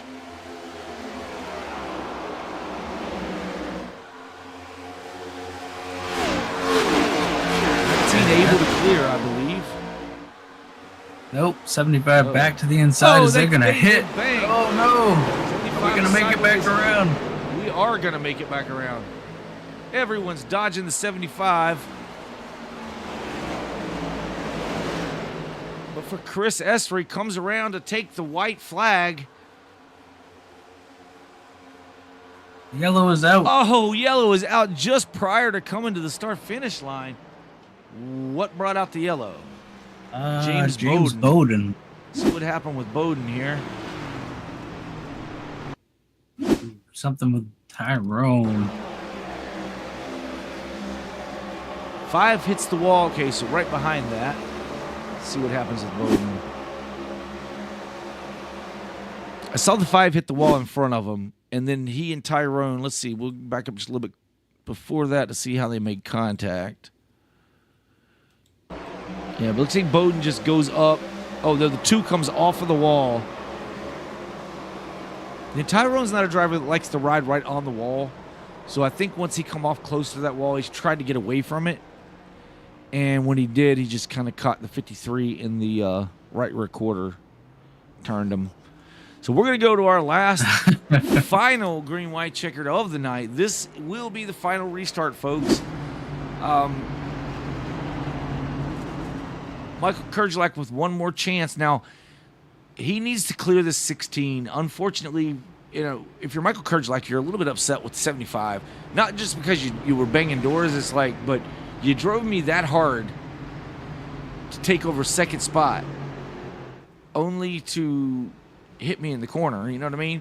So you're thinking, if I could have just got away from him, I could have maybe battled this leader for the win. But at the same time, if you're the 75, you're like, I want to finish second or possibly have a shot at this. As Benny Campbell was down pit road. Tommy Osborne's on pit road. Tyrone Yo, James Bowden, all on pit road. But just what I've noticed, you see who's sitting in P3 right now. Yeah, podium pack. Right back up there. Oh, Pac-Man getting it done. He may be battling for this win before it's over with here. Or he actually is going to be battling for this win. And if he does go on to win this, I owe him an apology. Because I believe about, 6 laps ago, I counted him out. And here he is running in the 3rd position. Maybe he performs better under pressure like that, Dave.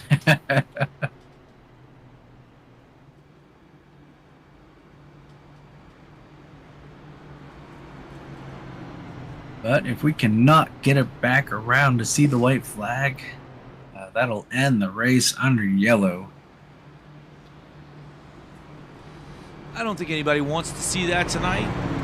But, yeah, the way the last few laps have gone, I mean, anything is possible.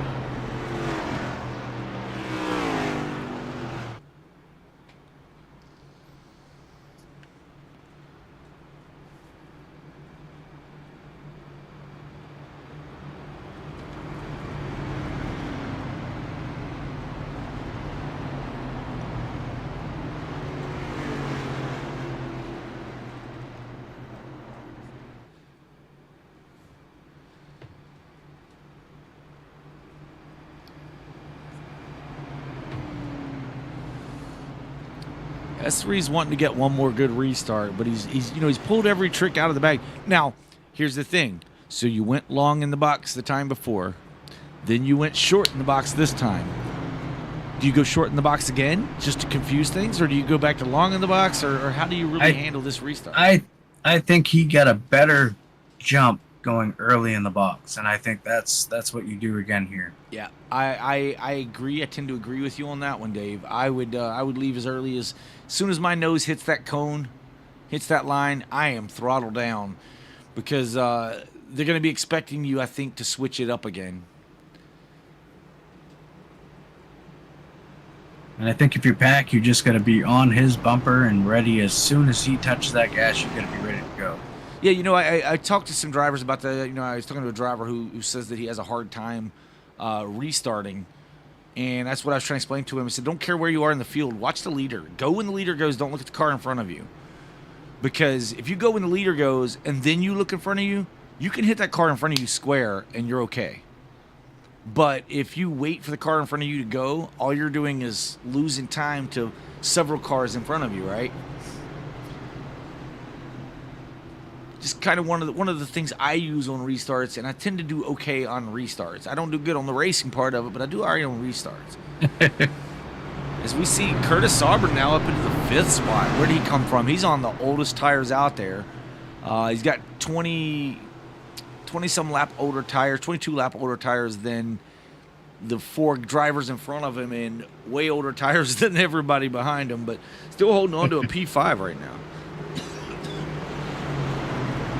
And we do appreciate everybody that's staying up late with us to watch this race, especially, big shout out to Zulu, Rada, Catalan over in Hungary. It's probably normal time for us to wake up, and they're still here watching and racing, so appreciate it.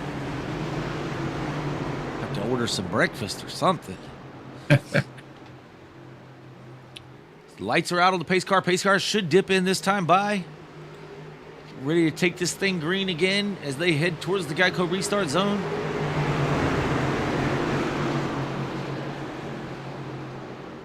'22 goes early again. Yeah, 19 gets a good jump along with him, though. There's going to be a battle for the lead heading into 1. Yeah, Pack wasn't quite prepared for it. 19's going to get a good run down through turns 1 and 2, maybe. Keep it close is all you can ask for right here.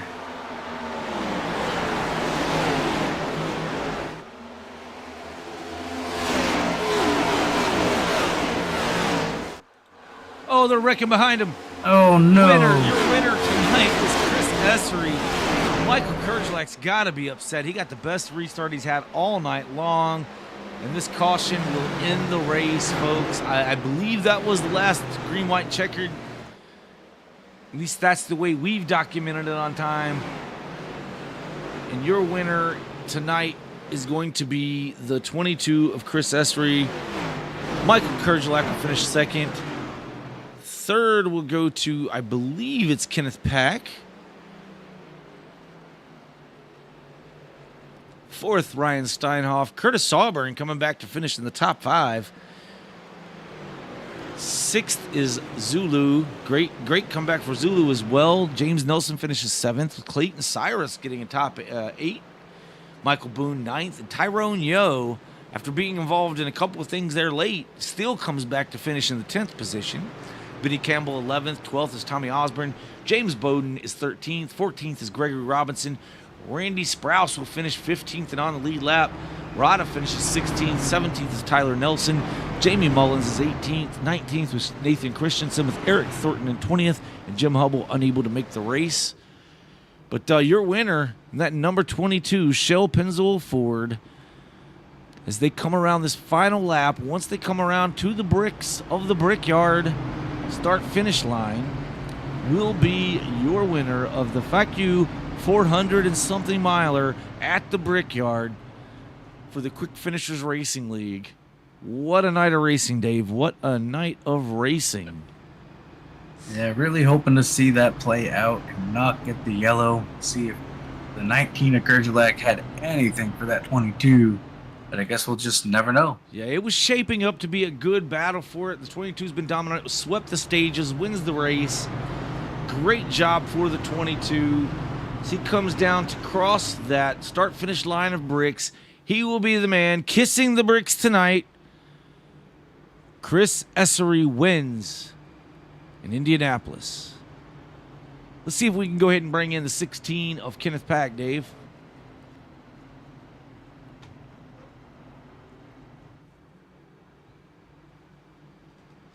Hey, Kenneth, Podium Pack. a copy. Yeah, I thought I'd done lost that podium tonight. So I got to admit, Kenneth, and I apologize already, but when you had to back up in your pit box and cost you those spots, I counted you out. I'd been in the pit box deep all night long, and in the last pit stop, I overshoot it a little bit. And the funny thing is, from my perspective, it didn't look like you were outside of the line, so it's kind of interesting. But nonetheless, you came back and got that third. My spotter never hollered at me. I was too far forward, but I thought I was, so I backed it up anyways. Well, listen, man, you fought back.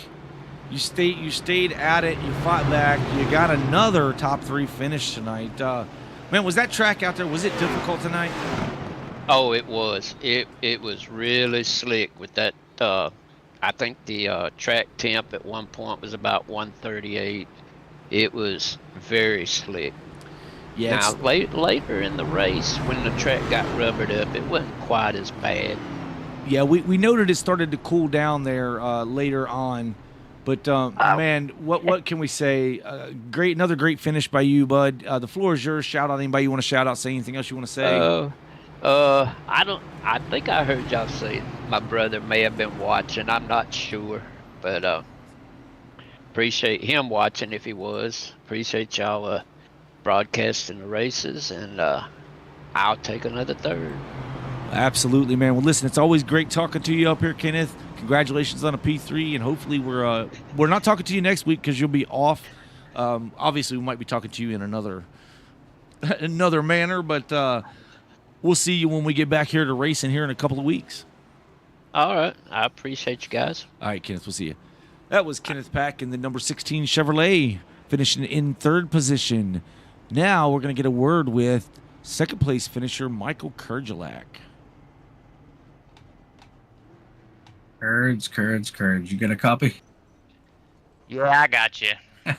Hey, Kurds. Unfortunately, I was hoping to see if you had anything for that 22. That last restart, you got a really good start. But just, unfortunately, we couldn't keep it together for those final 3 green-white checkers. But nonetheless, a great run there to come home P2. Yeah, after that crazy start, I'm thankful to take a second place. I don't know if I would have had anything for the 22, but he was definitely strong, so that was a good win for him. Yeah, Kurds, man, we noted you had a little problem early on.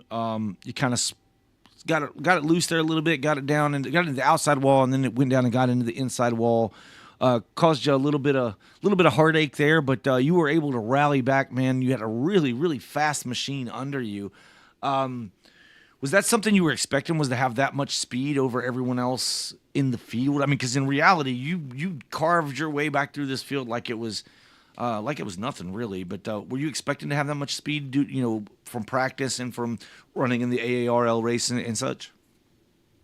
Track totally felt different than the AARL track, but even when I was practicing, it didn't feel that way, and I was really struggling in practice, and somehow the track came to me, or the car came to me, or I figured it out, but I sure started carving them up, and I felt good, and 22 was strong. Yeah, the 22 was lights out fast, but we were kind of watching it, man, as these restarts kept happening. We were seeing him change it up a bit in how he was going in the restart zone. He'd go late one time, then he went early, and then he went early again. And we were kind of wondering how that was going to work out for you guys. And we know that that little mix-up with James Nelson seemed like it almost cost you. It could have cost you an opportunity to go for the win. But you ended up getting another caution anyway and was able to at least try to battle for it before the final caution come out, ending the race. But nonetheless, man, the floor is yours. You can shout out anybody you want to shout out, say what you want to say here, and we'll let you have at it. I just want to say good race to everybody out here. It was a good, tough race. I didn't like all the cautions at the end, but that's racing, and I'm still happy with everything that went on. So, and thank you for what you guys do. Yeah, man, absolutely. Well, listen, got a little bit of time off. Looks like all the series that we run here are off for a week, so enjoy the time off, which I'm sure we'll be racing something else at some point between between now and the next race that we air here. But hopefully we're talking to you then, and congratulations on a P2. Thanks, sir.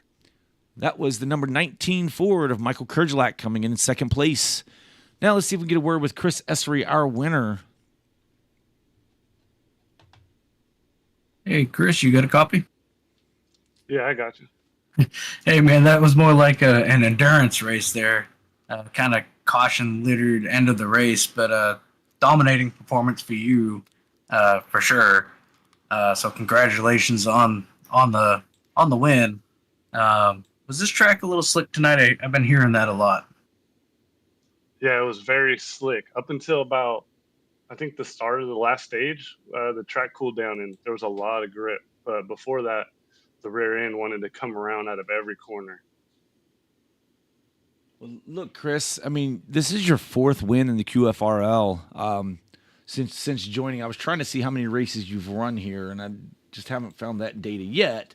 But man, that's pretty impressive to come out here and race with these guys and get your fourth win here in the PhaQ 400 and some miler by the end of it here. But it didn't seem like, the 66, you guys swapped positions there a few times early on. You guys played nice with some of the guys you were going to lap earlier in the race. Did anyone have anything for you? I mean, that 66 was really, really quick until, he has troubles or for whatever reason he had to exit the race. But were you concerned with Kurgelak as those cautions were winding down and he was able to get free there, especially that last one? Looks like might have been his best opportunity to mess with you. But did he have any shot at you? Oh, 100%. I was worried because when the track cooled off, I'm pretty sure he was faster. His hot laps were faster than mine. So every restart there, I was like, okay, I need to get a good jump. I need to get third place to battle him, so he's not a factor. But yeah, I was definitely worried about it. He had the short run speed. Yeah, man, we saw you mixing it up in the restart zone there a little bit, going late, going early, and then going early again. And we were trying to make guesses up here as to where you would take off within the box, man. But you did a stellar job sweeping the stages and winning the race here tonight, so congratulations on that. If there's anyone you want to say hi to or shout out, the floor is yours. I just shout out to my brother, crew chief, and for me every week, and shout out for you guys for putting on a great podcast. Awesome, man. Awesome. Listen, we have an off week here coming up, so enjoy that. I'm sure there'll be some racing if you pay attention in the Discord. Something will be happening somewhere. But congratulations on the victory, and hopefully we're talking to you next time we're on the air here at the Quick Finishers Racing League. Yes, sir. Thank you very much. All right. Take care, bud. That was the number 22 Ford, Chris Essery, your winner for the PhaQ 400 at the Brickyard here at Indianapolis Motor Speedway. Dave, it's a pretty good race, long race, but a pretty good race. It came right down to some nail-biting type restarts there at the end with all the green-white checkers that we had, ultimately ending under caution. Your final thoughts? Yeah, I mean, it's like what I said to Chris there. It felt more like an endurance race, especially get down to the end. And, everyone's tired. It's been a long race. You just want to get out of here. And you just keep getting those yellows. But, like Kurgelak said, it's part of racing. It's part of the sim. It happens. Everybody's going for it there at the end. And kind of to be expected.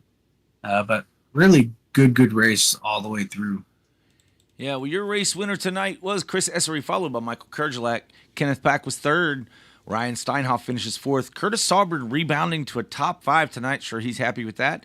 Zulu finishes 6th with James Nelson in 7th.